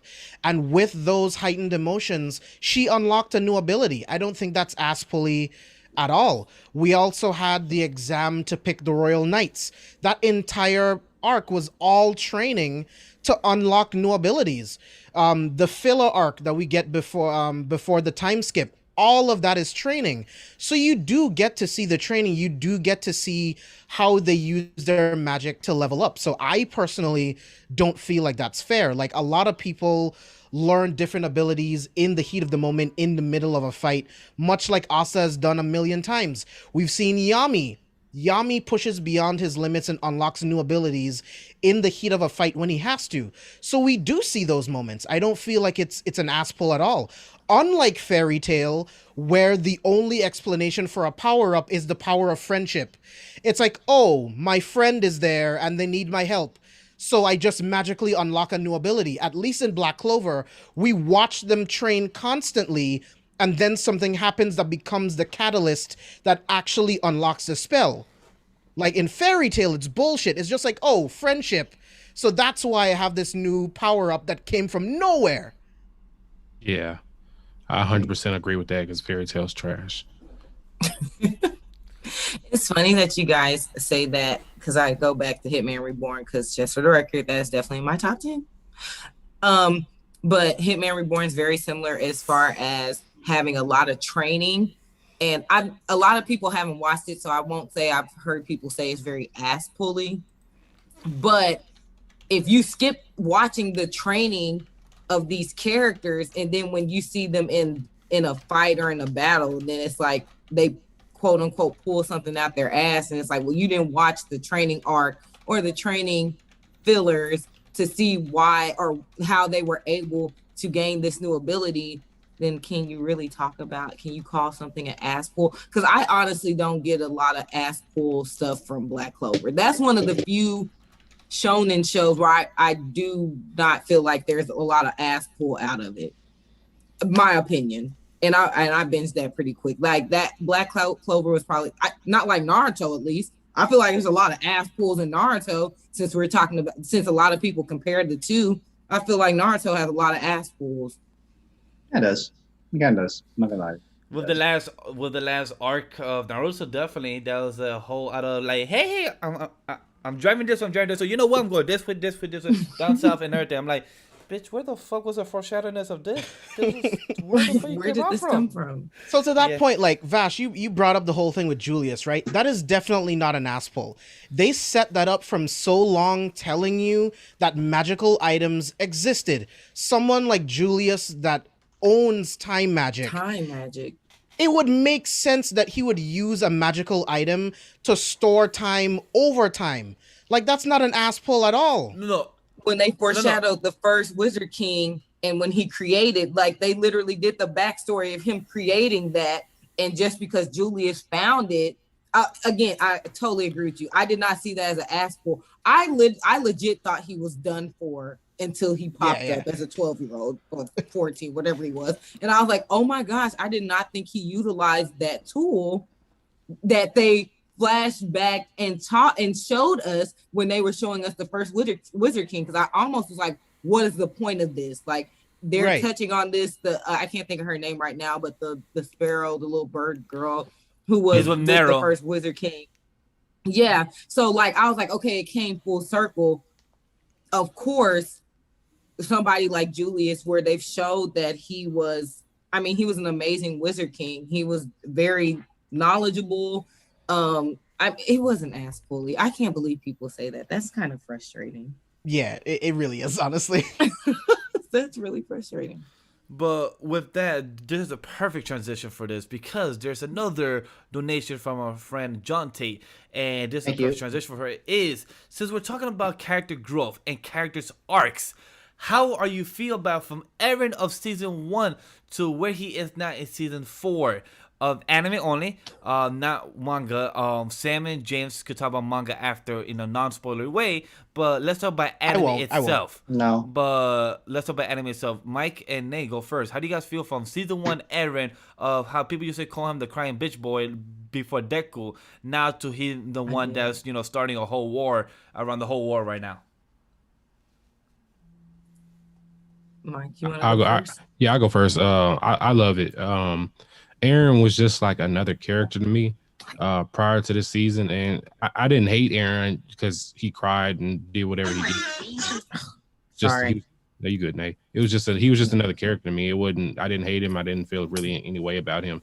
The way he's transformed in these 4 years into what he is now, where he's like you see like that coldness in his eyes. I love every bit of that shit because now he wants violence at all times, and I love it. So at first, you kind of watching the first 3 seasons, you kind of stand Levi or Mikasa for how they are, but now Eren is like quadruple that right now, and it's just crazy. Like he only has his mind on revenge, and I love every bit of that because he deserves his revenge. Definitely does. I wholeheartedly agree with Mike. We actually talked about this last week, I think. We've been talking about it a lot just going through this season. I definitely was one of those ones who complained about Eren. I put him in that Deku Suna boat, like, oh my gosh, all you do is cry, nigga, like, man up and do something. And with this time skip, literally you can see it in his eyes, like the life that they've taken out of him. And he's like, well, this is what you guys have forced. You forced my hand to this. And this is just what it is. I absolutely love it. I definitely think Eren is one of my top 5 MCs now because of this time skip and just seeing like where he's gotten to. They forced him to this. And I am 100% here for it. I absolutely love.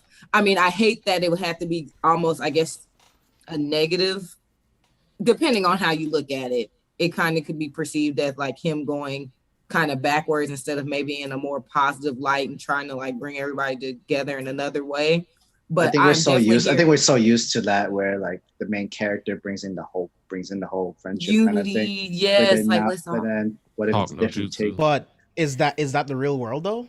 And it's not, and that's what I love about Attack on Titan because it shows it's like this is not like all the stuff we've seen is not the real world. This is like how life kind of hits, and it's like, what do you do? Like when I think one of my biggest things, and this is always like the saying I use for everything, especially like with Death Note, with like Light.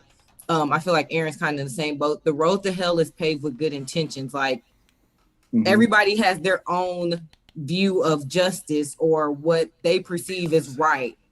And who are we to say that it's wrong? And I definitely feel like that's where Eren is at right now, like where he's at in his life. I mean, he might have 2 years left. I don't even know if it's that much time before the Titan power, is it 4 years left? No, he has 4 years left. Okay, so at this point, like, I get it, but like what I perceive as justice and what I perceive as right might not be your view of justice and what could be right. But this is what I think is best. So I'm going to do what I think is best. And I am 100% for the violence. I am a Jaegerist to the core. Like, I absolutely love where he's at. Welcome to the fold. Don't die on me, Vash. No, because it sucks that I haven't had the chance to put the video out of me and Ray reacting to episode 70-71. What me and Ray are anime watchers only. James and Sam are the manga readers. When me and Ray found out of the Jaegers, me and Ray were like, wait. Yeah, just said it like it's just normal now. Like, so yeah, just straight up just calling it a whole Jaeger, like a whole cult, and nobody's gonna question it. Like, hey, is this a good name? No, yeah, just said it one time and just start repeating it. And me and Ray was like, The nobody's gonna Jaegerists ask. are a group of liberators, my friend, not a cult. I know, but the way that me and Ray just kept saying, like, nobody's gonna question it. Like, hey, should we change the name? Was it a good name? No, one What's person the said it, alternative? Hans said it there. So like, me and Ray was just laughing. But to go real quick on what Nay and Mike said, people criticize Eren and Deku because it's too real for them. Of knowing how Eren is in a world of titans that could literally just eat you out of nowhere and you just be dead.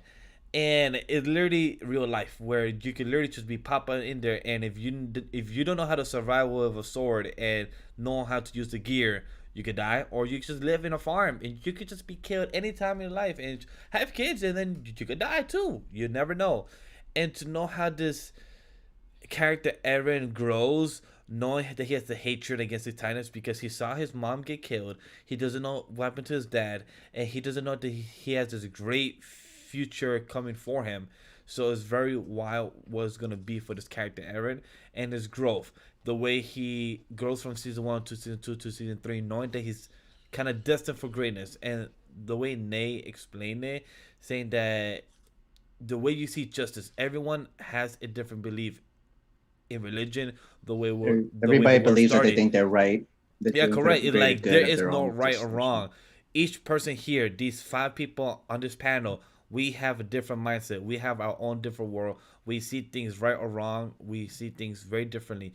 But we come here to have a whole conversation and a whole discussion of things we love. Like cheese on pancakes. I fuck with that. I think that's great and I think that's good. Everybody should eat it. But this whole panelist here with me say, nah, you're wrong. Oh, Go boy. to fucking hell. I'm like, all right, cool, shit. It's just me alone in my own dinner table in hell. Cool. But it goes to add that Eren is his own character and grows, that people just want to see a character like Goku and just, oh, he's good. He likes him. All right, cool. Or a character like Vegeta who grows from the Princess Saiyan, but he grows to become a father figure and has trunks and everything. Like, that's a growth of character. Eren does the same thing.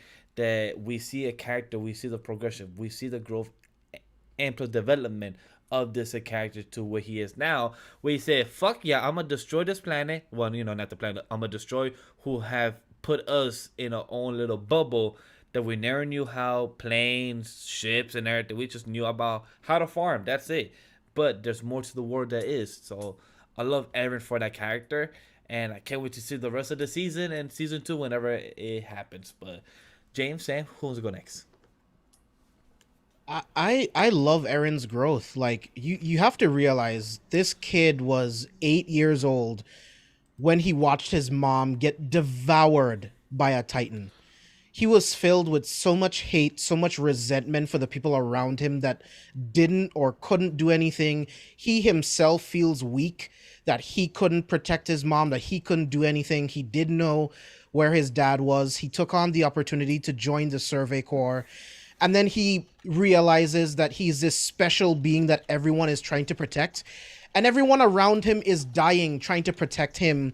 And he feels weak, like he can't do anything to save the people that are putting everything on the line. Like, I get crying. You know what I mean? Like, I would cry if I'm watching all of my friends die, if I had to watch my mom die. Like, I would cry too. He's a little kid. You know what I mean? And now he's grown, jaded, and now he wants to literally obliterate everyone that would go against Eldia. And I don't blame him at all. So so it's so crazy where in the beginning of Attack on Titan, we always see Eren as the whole, I'm gonna get revenge, I'm gonna get stronger, I'm gonna literally like revenge for my mom, to a whole entire like, you know nothing, Jon Snow. You're just trapped within this, you're just trapped in this tiny island. But the whole world has so much more crazier situations that you're not like you're not capable of handling and understanding what's out there. And then when it comes to when he just sees that the whole entire change, that we're not going to see the whole time change just yet. What made this innocent boy to a crybaby, to a person who always constantly feel weak, into like his broken spirit. And then now it comes to the point where like its eyes are like dead fish hollow. Like they like I don't care who I have to kill anymore. I don't even care how I go. I have my own agendas. Like good or Commander not. Irvin said, in order to rise above monsters, you must become a monster yourself. Ooh. And that's what Eren's doing. His speech- He's becoming the monster. His speech is one of my favorite speech, sub or dub. For that speech, is one of my favorite Definitely. speeches of all time. Like the way it was, Yeah. the way it was directed in the anime for manga, for dub or sub, it's beautiful. It's brilliant, really well done. Yeah, I can't wait for part 2 because like anime only watchers are gonna lose it. Like everything you've seen right now is literally nothing compared. Yeah, I've been to saying that what's to like going to episode happen. 1. I'm like, So- what are we expecting? But it's true though. It's true though. It's like, true though. You don't know what's coming, so you have And no idea, and it's if- okay. if But you I'm kinda- telling you. So if you kind of think about it, like they technically did have like another like Eren kind of character, but in his young former self into Gabby. Please Yeah, don't you know, say fuck that. Gabby. You know, the same shit like fuck Gabby. You know, fuck. Like- But it's the what's same that girl thing. from Like, Tower can of you God? be upset that But Oh, she's been Rachel? like she's been like Yeah, Rachel, yeah. brainwashed though. Like she had no fault in that. She always just believed that she has the blood of the villains of her ancestor and she has to make up for it. But they're never gonna make you make up for it. You know, they've been like hating you for the past hundreds of years, and they still have not forgiven you. They still treat you as a slave. They still put your entire family into internment camps, and you still want to fight for them, hoping into believing that you are not all monsters. Sorry, go ahead, Mike. I was gonna say I really hate the comparison with Gabby and Eren only because Eren didn't have all the information until 3 seasons in. Neither did Gabby Well- had all the information literally when Willie Tiber got his ass ate up. Like he announced to let them know, like, hey, we kind of fucked over the Eldians. This is why they kind of hate. This is why we, you know, what happened in the past. Yes, So yeah, but but what's like- But I mean, it was she- too she- late but- at that point. But remember, people inside the island, they were kept from this information though. Yeah, but Gabby also has the pride and joy that she wants to prove herself, and she wants to prove the people that she trained with and trained for that they're the good guys and they're not the bad guys no matter what. Because she screamed to Falco like, "Hey, we're gonna back, and I'm gonna prove my worth." So like, she doesn't believe no matter how bad or how good Eren could prove his point, she will always see it as that they're the good guys, even though they're not. I mean, even Reiner, one of the only people who's seen both sides of the war positions, he knows like he messed up. He felt like he messed up the entire thing. That's why he He has that. regrets Yeah, because I mean, they were brainwashed as kids. Like they don't know what the world is actually like. They were brainwashed the moment they were born to believe that Eldians are just devils.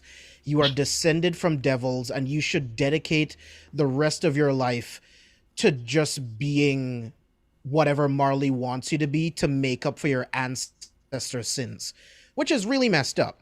You know what I mean? So it's like, I empathize with Gabby, but I hate her because she's killed my friends. Yeah. So it's like, I get it. I understand her as a character. It doesn't mean that I have to like her, though. Definitely agree with that. And the way she's being written is for a purpose. And I'm sure it's going to be for a grander scale for Gabby to be introduced for this reason. That's why the writer, the author, Isayama, had her kill Sasha. And the story reason for Gabby, I don't know what it is. I'm not gonna try to speculate what it could be because like Jin has said on the time, like no matter how much you try to theorize, he will always be wrong. So it's like me trying to figure out what's gonna be for Gabby's storyline, what's her purpose. It has to be a story reason to connect with what Eren is doing, and to maybe change the cycle of hatred instead of continue the cycle of hatred going into the Marlins and the the audience in the other parts of the world. I think with this next episode that's about to drop, her mindset, I could be wrong, but I think she's going to at least maybe a flip of a switch, because she's going to be in the room with Mikasa, Armin, and Eren when Eren talks to them briefly, and she just experienced Niccolo and even Sasha's family kind of giving her mercy and grace after finding out that she killed Sasha. So I feel like her sitting in on that discussion might, I don't know, it might flip a switch for her. We'll see, but I feel like this might be her like come to Jesus moment. Fuck her. Yeah, I mean, Yeah, I mean, we read the fuck manga. I still hate her. I still hate her. I still want her to die a horrific death. Question, non-spoiler, but do you hate her because the way Isekai wrote her, like in a good way, I'm saying, or do you hate just her character, what she has done, and her purpose? I think she's written well. Like She's I said written before, well. I just hate her because she killed my friends. Mm-hmm. Oh, so Like she has, how so she has to Isayama, kill how more than Isayama Sasha. wrote her.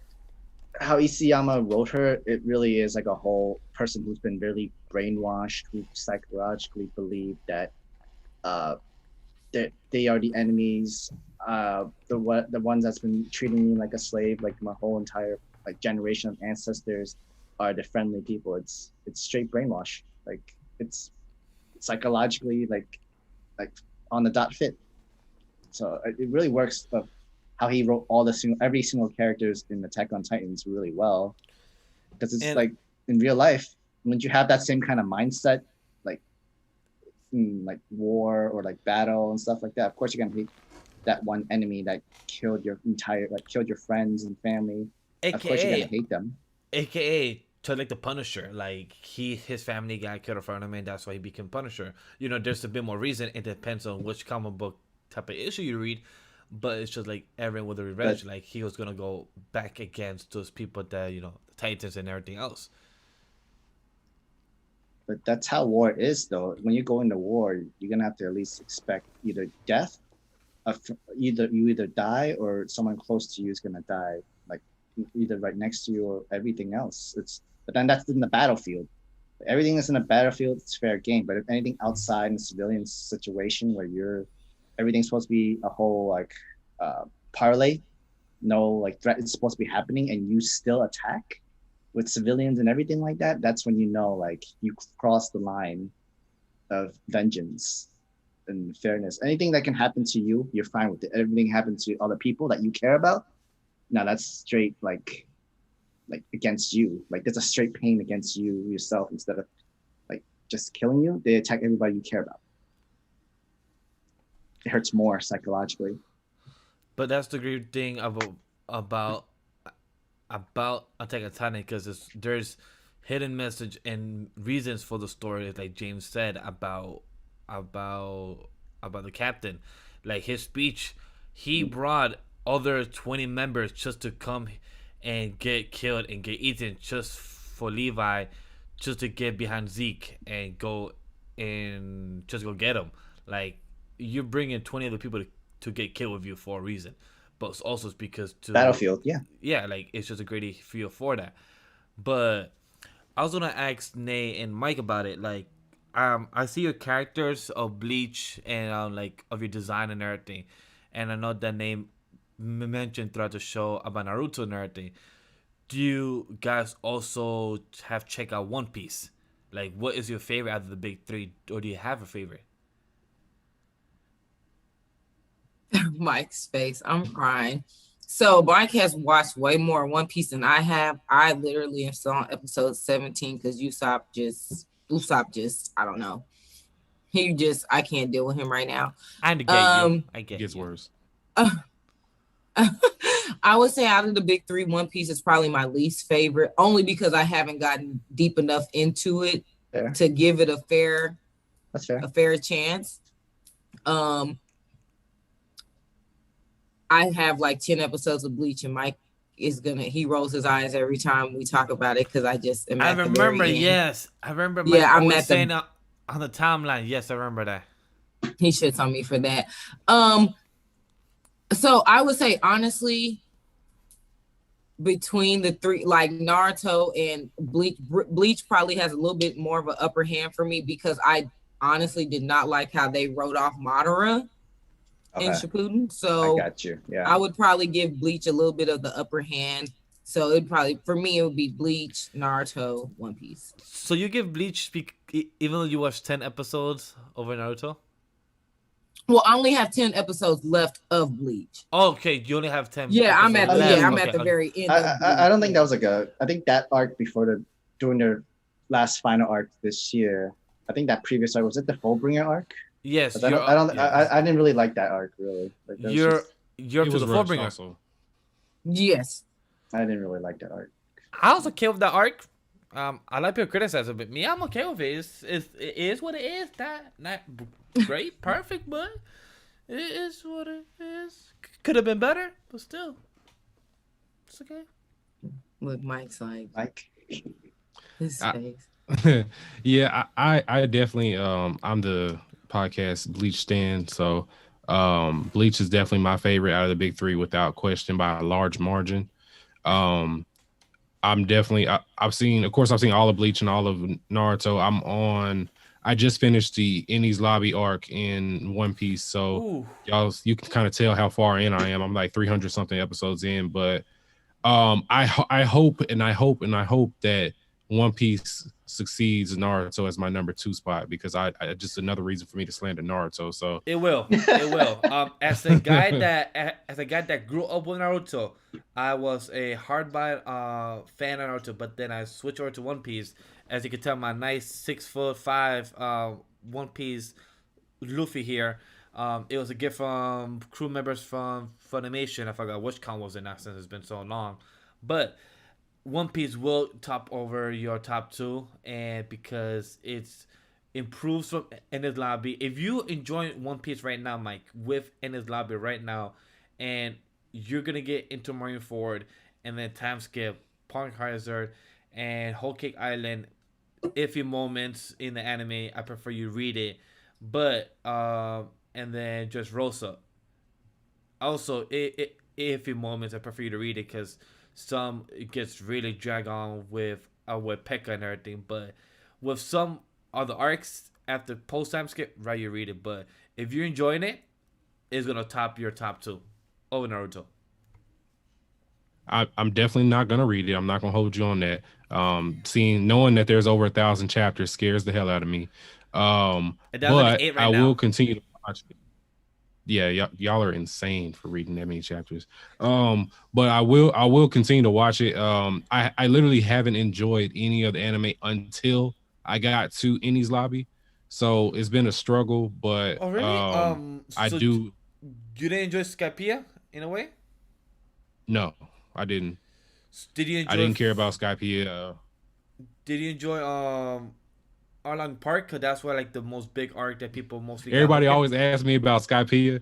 Yeah, everybody always asks me about Skypiea and Arlong Park, and I thought Arlong Park was like, it was mad. And then I am, and this is my fault, but I'm also watching it in dub, so I hear these voices, and I hate it. I'm also not gonna watch it in sub because I have a kid and I don't get a chance to stare at the screen 100%. So I'm just toughing it out through the dub. But like hearing Arlong's voice, which is Hercule from Dragon Ball Z, I'm like, bro, this sounds crazy. So yeah, I literally there was one part I did enjoy prior to Enies Lobby was and that's Alabasta. When no. Was it? Actually the funny thing about Alabasta is I thought that Luffy should have actually died and Oda was really like ass pulled him out of not dying. Crocodile killed him like 3 times if I remember in that arc, and somehow he won the third fight. So that bothered me, but I kept it pushing. But the one thing I did enjoy, I can't remember what island it was on or what part it was on, but Luffy ended up getting into it with God, what's his name? Was it Bellamy? I think his name is Bellamy. Does that sound right? Oh, that was the arc before Skypiea. That was on the pre-arc. That was a setup. Sam, do you remember? Yeah, whenever. No. Yeah, I think the guy's name was Bellamy, and then Luffy basically just one-shotted him, and that made me happy seeing that happen. So after they had beat them up in the bar, and they didn't fight back, and then they finally went outside. He was like, all right, bro. And then he just got him out of here in one punch. I really enjoyed that part. So, but other than that, Enies Lobby was really, really good. I was into all of those fights in Enies Lobby. And that was a Jaya arc. Okay. Yeah, the arc that you like with Bellamy. It was a Jaya, and that arc is good because it has a beautiful message of you to follow your dream, of you to never give up and everything. So it had a beautiful message overall because of that arc. Yeah.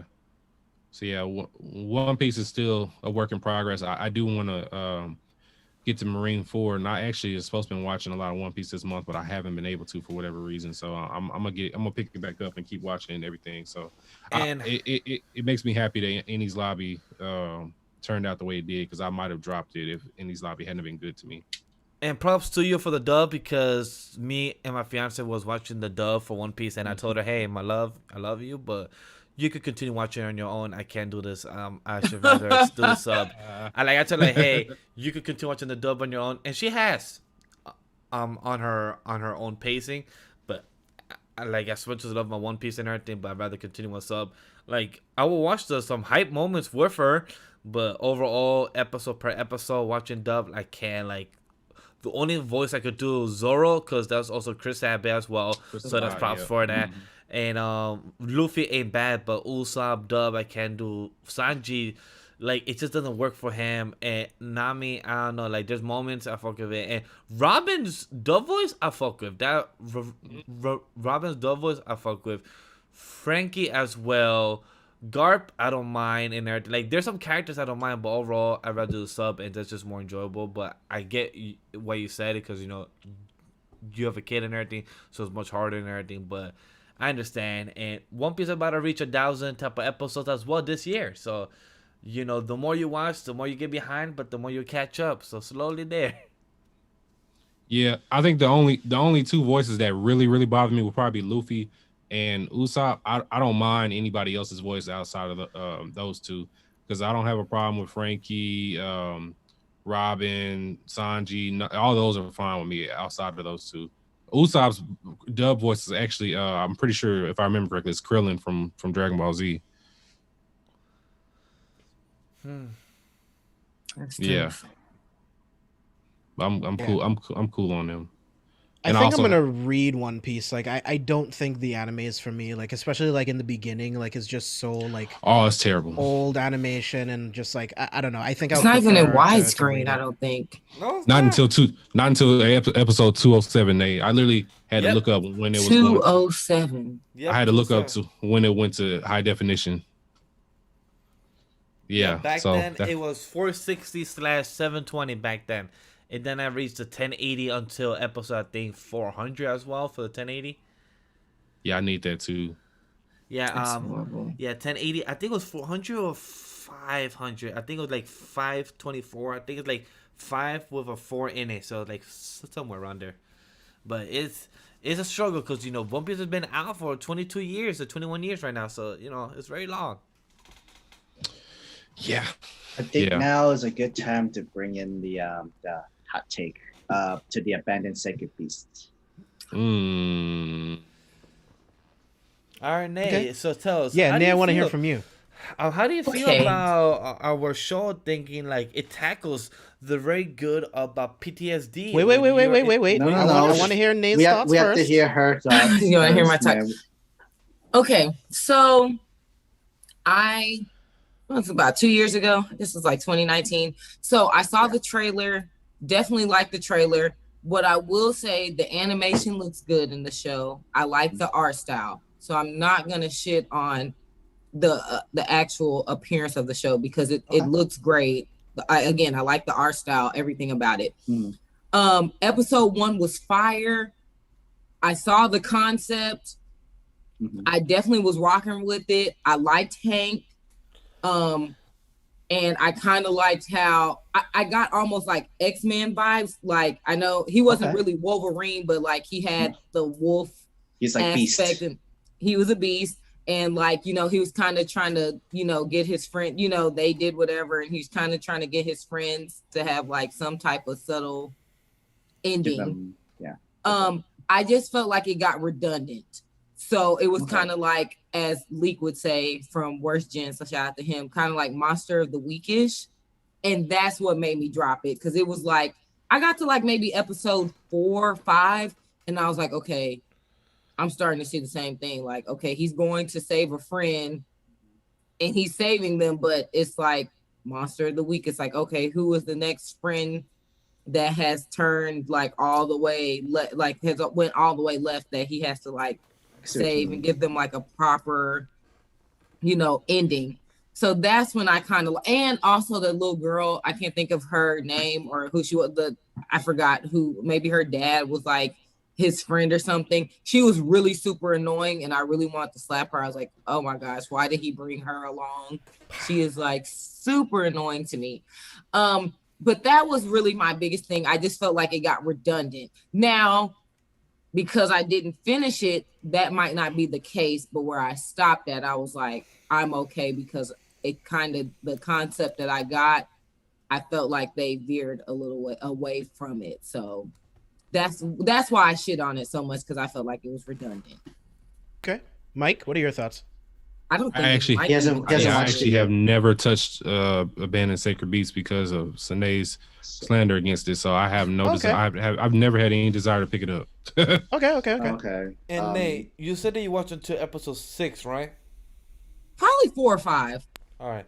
So I would say I understand the villain of the week style. Them going to each friend, taking them out here and there. Each episode was going like that. They could have crunched it down from 12 episodes to 8 episodes, but anime doesn't do that like TV. And it sucks in that type of retrospect when it shows good themes and good story with Hank battling PTSD, being from the forces and everything. That is great. And I agree with the side character Nancy or Elaine. No, I think it's Nancy. Nancy. Nancy, the one that has been traveling with him, she could have been a lot better because she felt more of a damsel in distress instead of actually being part of the character to build Hank, to bring him back into a actual human and to an actual character that he's meant to be. He showed up that character on the last 2 episodes instead of showing each episode the build up. It was more of Nancy trying to figure out, am I the damsel in distress, or am I gonna be actually a character to shoot and actually not get hesitation? So in that type of sense, it was very disappointing. But that's why I gave it, my score of this series was a 7. I had it as an 8 before, but I had it by change to 7. It's not perfect story, it's not perfect anime, but it had the potential, it had the build up, and it was just lacking the execution. That's fair.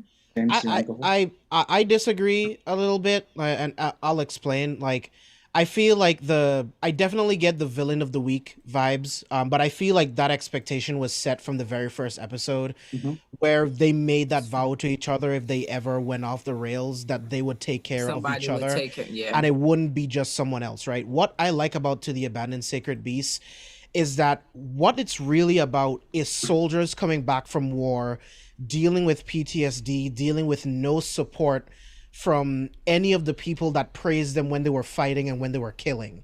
So that to me is very, very fascinating, because you see all of these people that put their lives on the line to become experiments to fight in war, and they were praised for that. And then as soon as they come home and they start to have mental issues, they're completely disregarded from society. So to me, that really, really spoke to me. Now, as far as getting to the villain of the week thing, I was okay with that because Hank set out to do exactly what he promised he would do, which is to put them down if they got out of hand. So it's him going across the world, taking them out to make sure that they can't cause any more harm and pretty much dishonor the name that they built for themselves during the war, right? So I really, really like that. Nancy, right? She is very annoying, but you have to remember, this is a little country girl that's never been out anywhere. And then she doesn't understand why the only option is just to kill these people. She thinks that there has to be some other way because she's a little kid. Where would she know? Where would she have this adult knowledge, right? So it's not until that moment where she sees her dad and it's like, oh, I now understand why Hank is doing this. And then she killed her own father because she realized that this is what needed to be done. She learned the lesson that there is no rehabilitating these people. There's no facility we can put them in. There's no psychiatrist. There's no meds. This is the only way to put them to rest. And then that's where she gets on board and she starts following Hank along with the story. So that's why I like it. Nay, I completely get where you're coming from, because it can feel really repetitive. But it's only because the story is so deep is that I was completely okay with it, because I was just watching Hank set out what he set out to do. And it was heartbreaking for him. Can you imagine fighting alongside these people for years and then having to kill them because there's literally no other way? There's nothing else you can do but kill them to save them. That's so fucked up. So that's just the kind of stuff that really spoke to me and why I kept watching it. To help add what James said with that in Sacred Beast, but it's also like some of these people, they don't want to die. Dying was not really an option. Nobody really you just fought for your own side for war. You were made for an experiment. You were chosen to be their special warriors, to go out there and fight, becoming a monster, be a mutant, and all that stuff. Next thing you know, okay, we have no idea how to deal with you. The best thing we can do is kill you. And then what kind of reward is this? You turn me into a monster. I have no control of being a monster, and your only solution is just get rid of me? No. Which is where is Hank's friend, sidekick's perspective is like, none of these men wants to die. We have all this power that they gave us. Why can't we like rule over them? Why can't we take over? Like, it's just more of a survival. Like, you're gonna get rid of us in the end anyway. What's like, it shouldn't matter if I were to go against my whole entire country that literally made me into this. Of course, we're gonna have to. Monsters want to feel like gods. That's how they were spoken to, and there is brainwashing from our vampire dude, Hanks' friend and stuff like that, because like you gave them the whole we shouldn't be treated like this. We should treat it with respect. We deserve this money. We deserve everything that we're supposed to go. We're supposed to be gods. It's that army mentality, where the king mentality, where like you have to like the leader have to make everybody treat they feel like they're powerful kings and champions and like high up there. Give them whatever they want. Give them money, rewards, their family, whatever that needs to do, and they will follow you. Just like with Punisher, it's like what Billy did to the former like veterans that fought for their country, but like gets treated like garbage and gets left out there and they're stuck with PTSD. All they really wanted was like respect, or like at least a better like home, a better option when they came like after they fought for their country and stuff like that. And now like this is like someone that experienced the same thing they have is willing to give them that power, give them that wealth, give them that same better, not equality anymore. It's more superiority of the people that made you like this and you protected them. Why can't I rule over you? There's a lot of mental and psychological games to the abandoned sacred beast for sure.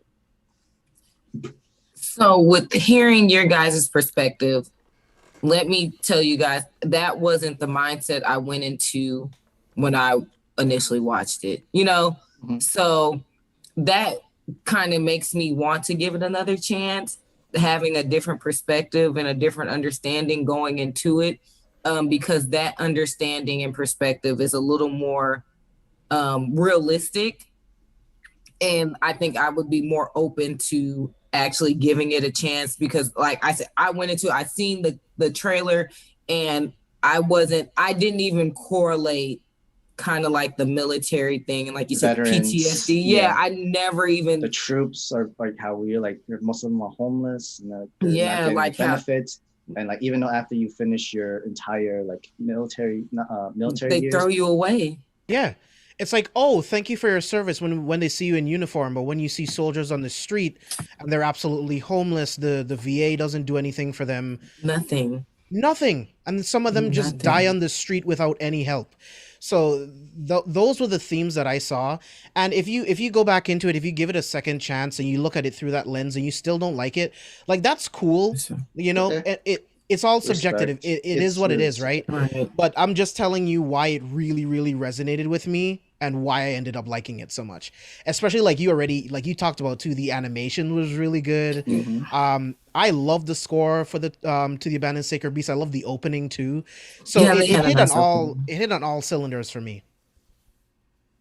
I'm definitely like that's definitely fair. So I would say thank you guys for giving me that perspective. I'm definitely more open to like starting it with with a different set of lenses and actually like watching it with that perspective instead of what I went in with, which was Rinse and repeat, almost like Power Rangers, filling up the week kind of thing. Mhm. Yeah, You because don't I think mean, too much of it. I can see that. I can Yeah. definitely see that.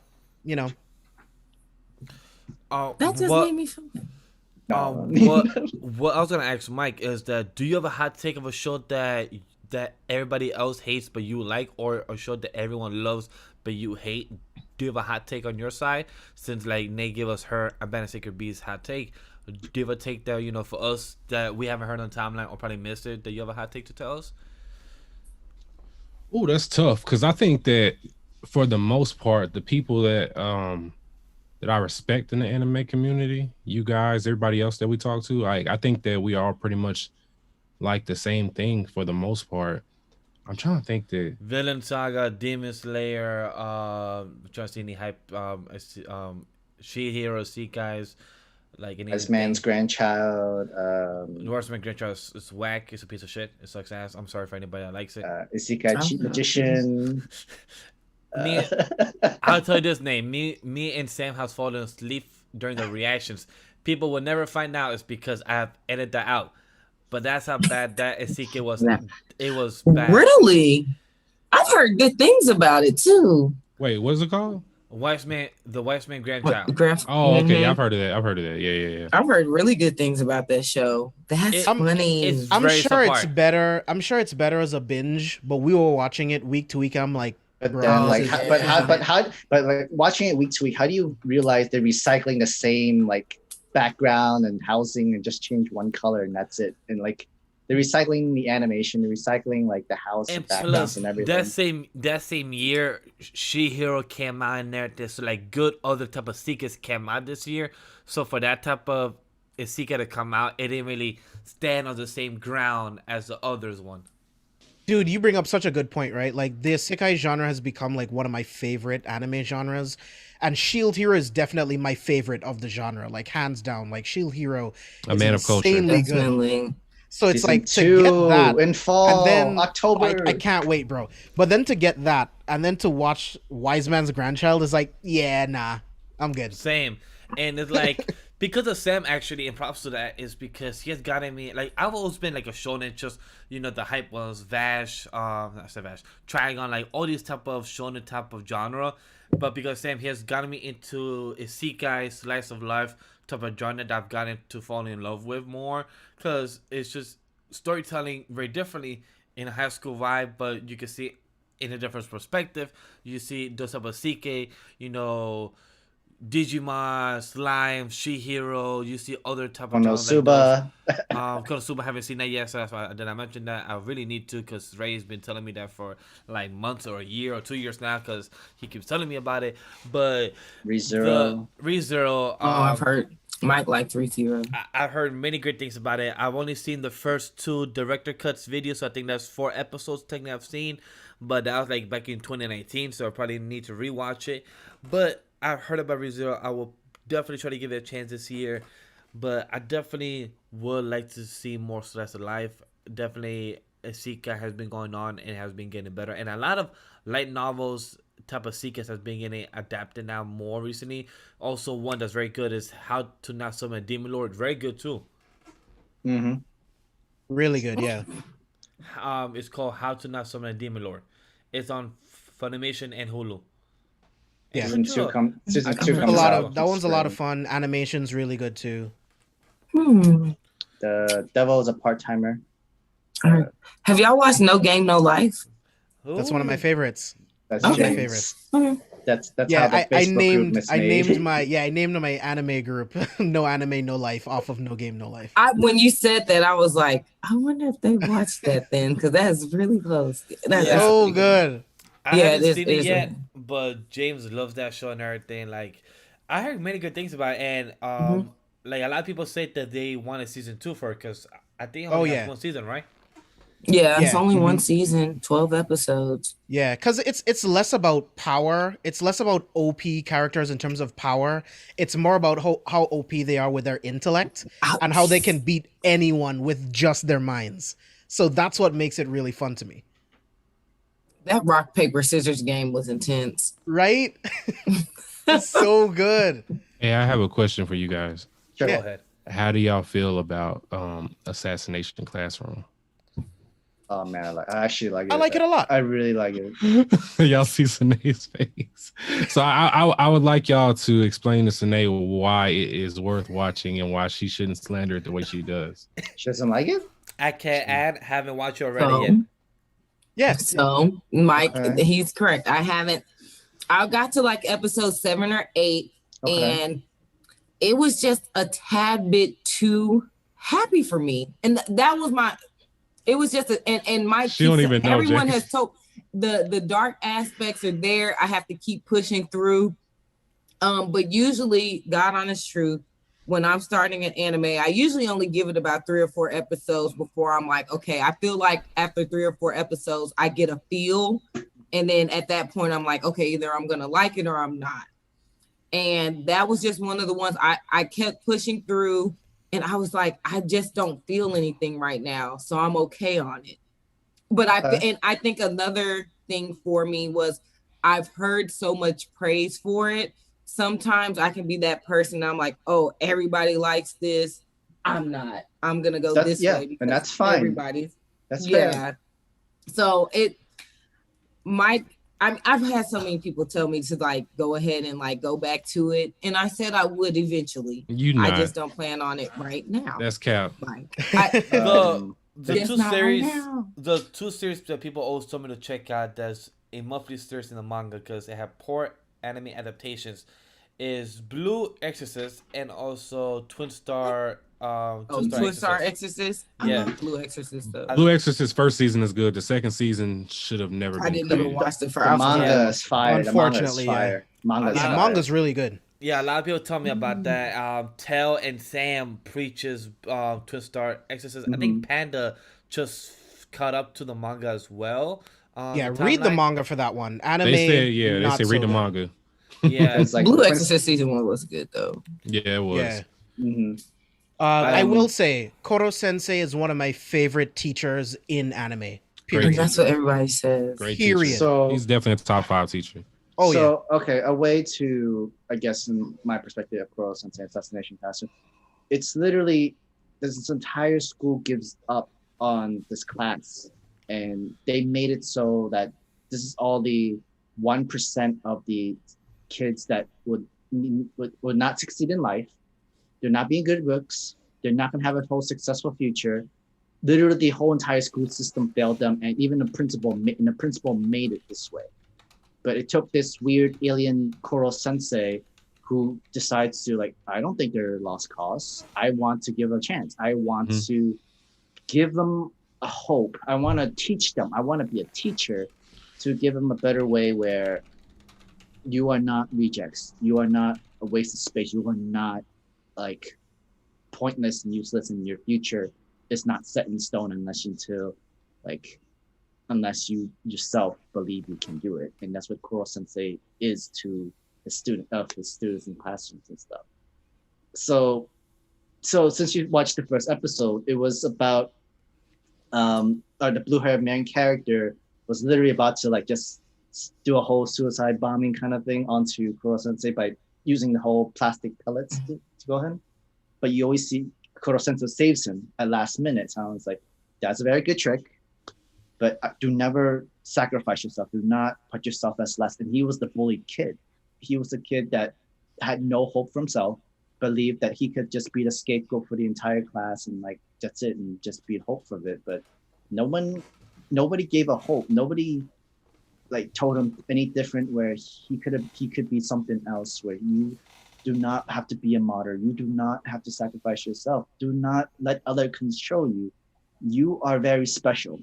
And you see that throughout the entire anime of why he's so special. in each and every of these students, they also have their own special quirkiness that make them a special character of themselves. Kuro-sensei teach them like how well and special this can be. How I'm gonna teach you another language. I'm gonna teach you other skills. I'm gonna like literally be there for be there for my students, protect them in whatever situation, but as well not to keep you main focus. The whole entire point of this classroom and this agenda of why I'm the teacher is because I want this span of classroom to kill me. Because if you don't kill me within the year, this entire world is destroyed. So vague, but I'm not gonna say anymore because that's spoil. And you learn like even Kuro Sensei has a more really sad past too. Yeah, thank you. And that's the part that Mike keeps telling me about. But like, this sounds amazing, but it still sounds like Lean on Me meets anime. Like I'm trying to say, once you find out why he's a teacher, like the whole reason for him wanting to be a teacher, it's a great story. Yeah, like I'll be honest. I have to get into this to get to that though. You said what? How far along? Is it in the first season? No, it's not in the first season. You have to get to season 2.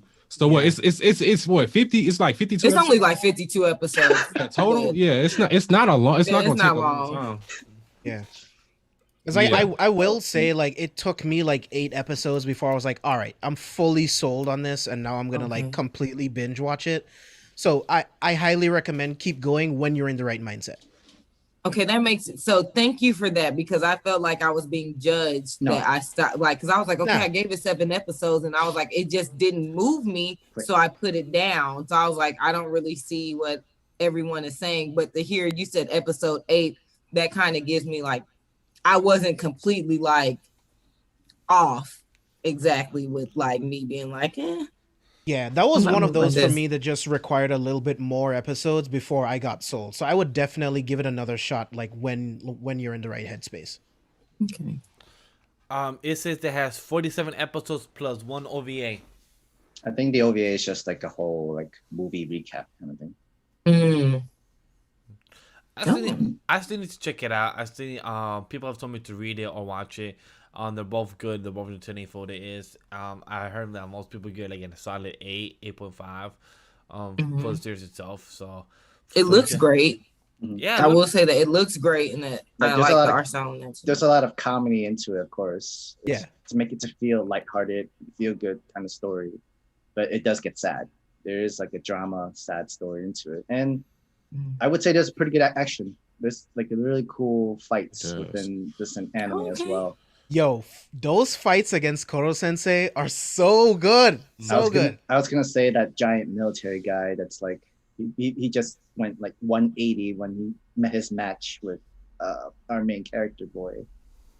Like he just got scared to death, like literally, of what happens if you was just a real knife and you just see me coming close to you, dead eyes, dead fish, give you the whole full-on Eren expression, where you actually feel like, oh my god, this killing intent pressure where you can actually kill me. Like I'm scared of this little kid because of this killing intent can kill me. And the military, there's actually that kind of killing intent and pressure as well as strategy as well, where there's also non-lethal threats, but to also take down your opponent without killing them, of course. But it's cool. Definitely cool. What I was gonna ask, Ned and Mike, before we go in a bit, I was gonna ask, how do you guys feel about Hunter x Hunter?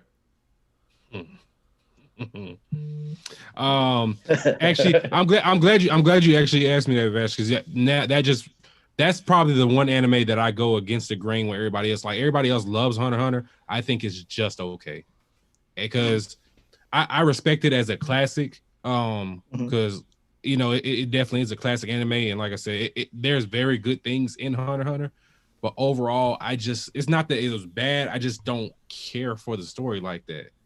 And so now that you mentioned that one and Full Metal Alchemist Brotherhood, I just don't care for. Not that they're bad by any means. It's just like it doesn't grab me. Like it has no replay value to me. You're the second person I heard. The first person is AKA Roger Base. He doesn't care for Fullmetal Alchemist Brotherhood as well. For him, he thinks it's just average. Like, okay, you're the second person I think that, to me, I think that shows like a solid 9.5. Is a beautiful storytelling of the war, the characters, greed and everything. Like, it's such a beautiful build up for the characters itself. Yeah, I mean, I love I the respect that. I respect that, man. For me, Brotherhood is like, I think it is the single best complete anime that exists. But I'm like that. I feel the same way that you do when it comes to Naruto. Like, I'm one of those people that's like, dude, Naruto's cool, but cool. like one of the greatest like anime ever? Meh. Like, it's good, you know? See, like, it has to have like, an anime has to have like a mind blowing, whether it be like one episode or just a moment that like I have to come back to. Like, those didn't have anything mind blowing to me where I was like, oh my god, I gotta see that again. So yeah. And plus to Naruto, you could just literally go on YouTube and just search the fight scenes, or you could search the clips to to be together. But I asked about Hunter x Hunter because the crew here of mine, they like to criticize me of how I have never finished Hunter x Hunter since 2019. But like, They haven't either. You haven't seen it, Nay? either. I'm on the Chimera Ant arc.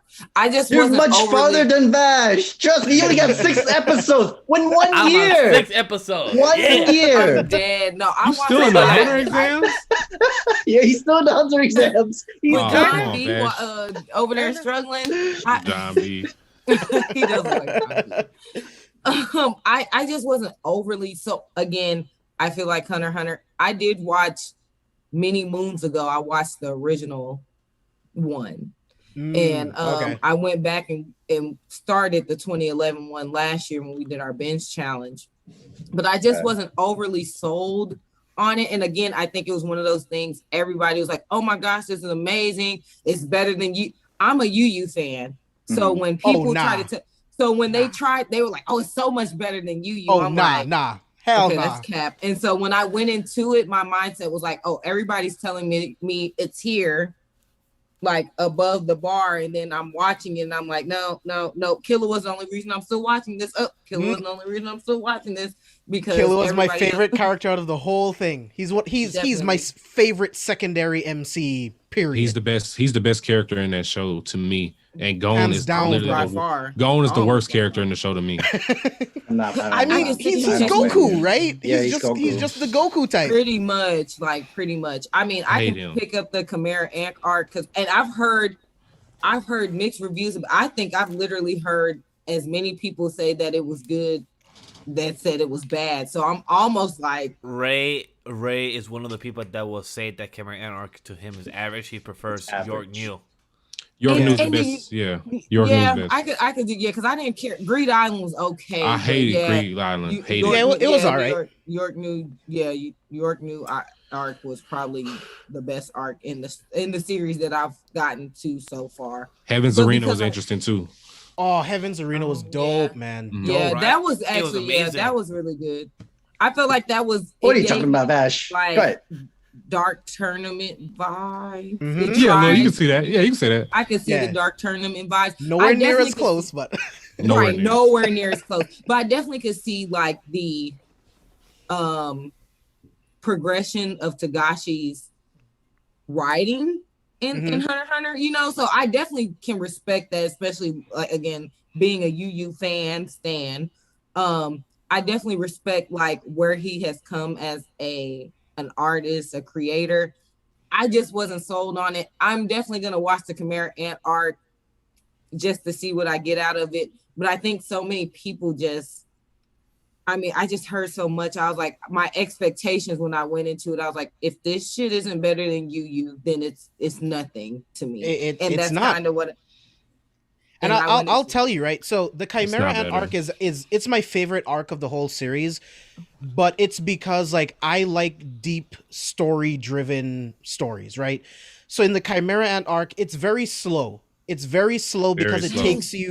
it takes you piece by piece into what this war is actually like, and that's why I appreciate it, because not many other anime or manga do that, where they take you pretty much step by step through a war going on throughout an entire country. So that almost like it almost feels like it's taking place in real time. That resonates with me. So I get that it doesn't work for other people because it is really, really slow. And like what Ray thinks, like once it gets to the end, it doesn't seem that worth it. But it is to me because I don't mind slow burns because the story is just so rich. And that's why I love it. But I can't wait for you to watch the whole thing. And like I would love for you to come back, both of you guys to come back and let us know like what you think about it. I finished on 100. Yeah, he finished. Oh, okay. Yeah, I finished it. Yeah, Okay. she's about to have this Frieza looking dude. She's pregnant with him. I call him Frieza. I'm about Meryl. Yeah, she's pregnant with him now. So like I'm like in the I know shit is about to hit the fan pretty much. Because I did watch a fight, Mike. You were watching it way before all this pandemic stuff started. You were watching the fight with him and the old guy. I don't know his name right Netero. now. So I did see that fight, and that was intriguing to me. Mm-hmm. I just didn't know where you were in the show, but that fight definitely looked good. Yeah, I think that fight was like 15. It was like 15 to the 15 episodes to the last part of the to the show. So I really want Nay to watch it. So I want to get her thoughts on Meruem and Kamugi. Like I have to. Yeah, you haven't got to those characters yet, but I really want to get your thoughts. Miriam is the like, Frieza looking nigga. Just go in with the mindset that it is slow. Just be prepared for it to be slow, but write it out. Write it out, and once you get to the end, I would love to hear your thoughts. Like, I would love to. And Mike, do you ever think he will finish writing it? I hope so, man. I really do. I don't think so. I think Tagashi is his back is hurting and he's cool on writing anything. Like I think it's done for. I think Hunter x Hunter fans better wrap it up. But what has it been? It's been over like 3 years since he dropped. Last time I saw in January, it was 91 Shonen Jump issues, so that's 91 weeks. Right now, I think it's about to reach 100 weeks soon. Maybe in the next week or two, it's about to reach 100 weeks, or maybe it's not coming back. Or maybe it makes me really sad. Why do I feel like that it's 104th chapter after 2 years he comes back for one chapter only for the year? But it's funny that Berserk had more chapters than Hunter x Hunter within the past couple of years too. Yeah.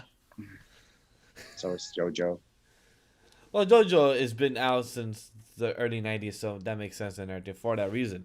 But before we go, I want to ask the question I asked and donated from John Tate.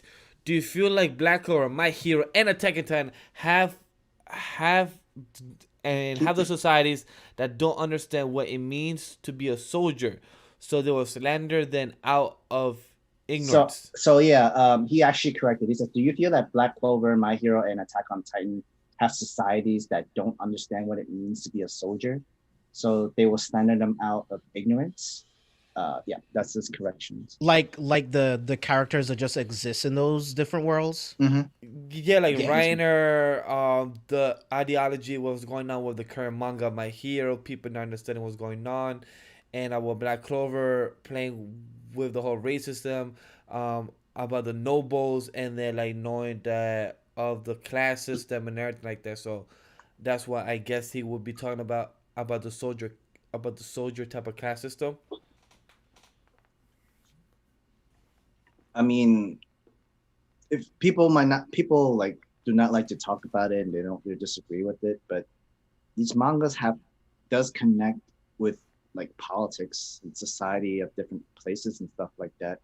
Especially with Attack on Titan, if you don't see that, then you need to brush up on your like at least the basics of histories of what happened in the past, or else you're doomed to repeat it. Sorry, go ahead. No, I was just gonna say. I mean, John, you already said it. Like, it's ignorance, right? Like, the people that don't understand what it's like to be a soldier. These are people who have never done any research. They've never talked to these soldiers in any way, shape, or form, and all they see is like, oh, these people are just sitting on their asses drinking wine, and my tax dollars are paying for it. So why do we even have them if nothing's happening? Like, these are just ignorant people that don't understand the sacrifices that these people have to make. In Black Clover, there's so much classism. It's like it's so easy for you as a noble to just sit there and just, oh, you're a commoner. But at least these commoners are willing to fight to save your ass. That's something you would never be willing to do. You wouldn't even talk to these magic knights that put their lives on the line every single day. You know what I mean? So it's like, it's definitely ignorance. I definitely agree with James on all that. Nay. Oh yeah, I was gonna say I definitely agree with James, especially with Black Clover. I can definitely agree with Attack on Titan. The third one, what was the third show he mentioned? Was it My Hero? I haven't gotten deep enough to kind of go into detail with that one. You paused on the sports festival when it was Deku versus Shoto, right? Because you said that you finished 1 season and a half, and the half is the second season of Shoto versus Deku, right? Yeah, so where I stopped at was where they did the first, like, I don't know if it's like the first annual like games of the school, and they were like going through The obstacle course. Yeah, the obstacle course and stuff. So that's about where I stopped at. So I don't even. She haven't even got to that fight then. I definitely was like, yeah, you got a good fight ahead of you. Yeah, you got some really good stuff ahead. I think now I could definitely go back into it again. I was watching Naruto. I was watching Shippuden at the same time, and I just was like, I'm okay with this. It's still going. It's still ongoing. I can definitely always come back to this. I felt like at that time I needed to like finish Shippuden. So yeah, I can't watch like two genres of an anime that are kind of similar at the same time. You know what I mean? It's hard. So I get that completely, especially if you've gotten to Shippuden. It's like, oh yeah, just finish it, and then you'll get to My Hero eventually. Like, I get that completely. So John added like to compare what we said about To the Abandoned Sacred Beast anime, like I guess what he's trying to say is he also added like how PTSD affects soldiers where heroes are at work, magic knights are facing demons, like when they are putting their life on the line, there is going to be like, of course, shock. There's also going to be PTSD. There's also going to be, of course, death. This is just their line of work. That's their line of duty. They choose to, people sign up for it because they have like, they have either they want to support their family, they want to protect their country, or they want to feel like, yeah, that's clout, I know. Whatever reason that they have to join the military, they're willing to sacrifice themselves to help save, like protect the way of life of what they believe in, which can also be clout too. Because and then when they come back, is when they expect the whole heroes like celebration or parade or respect, they don't get it. And comparing it to anime with like My Heroes do have to like fight villains, save and protect civilians, and they can die. So as in Black Clover, people have to fight demons, they can die. They're willing to sacrifice themselves in their line of duty, and sometimes even though like never giving up.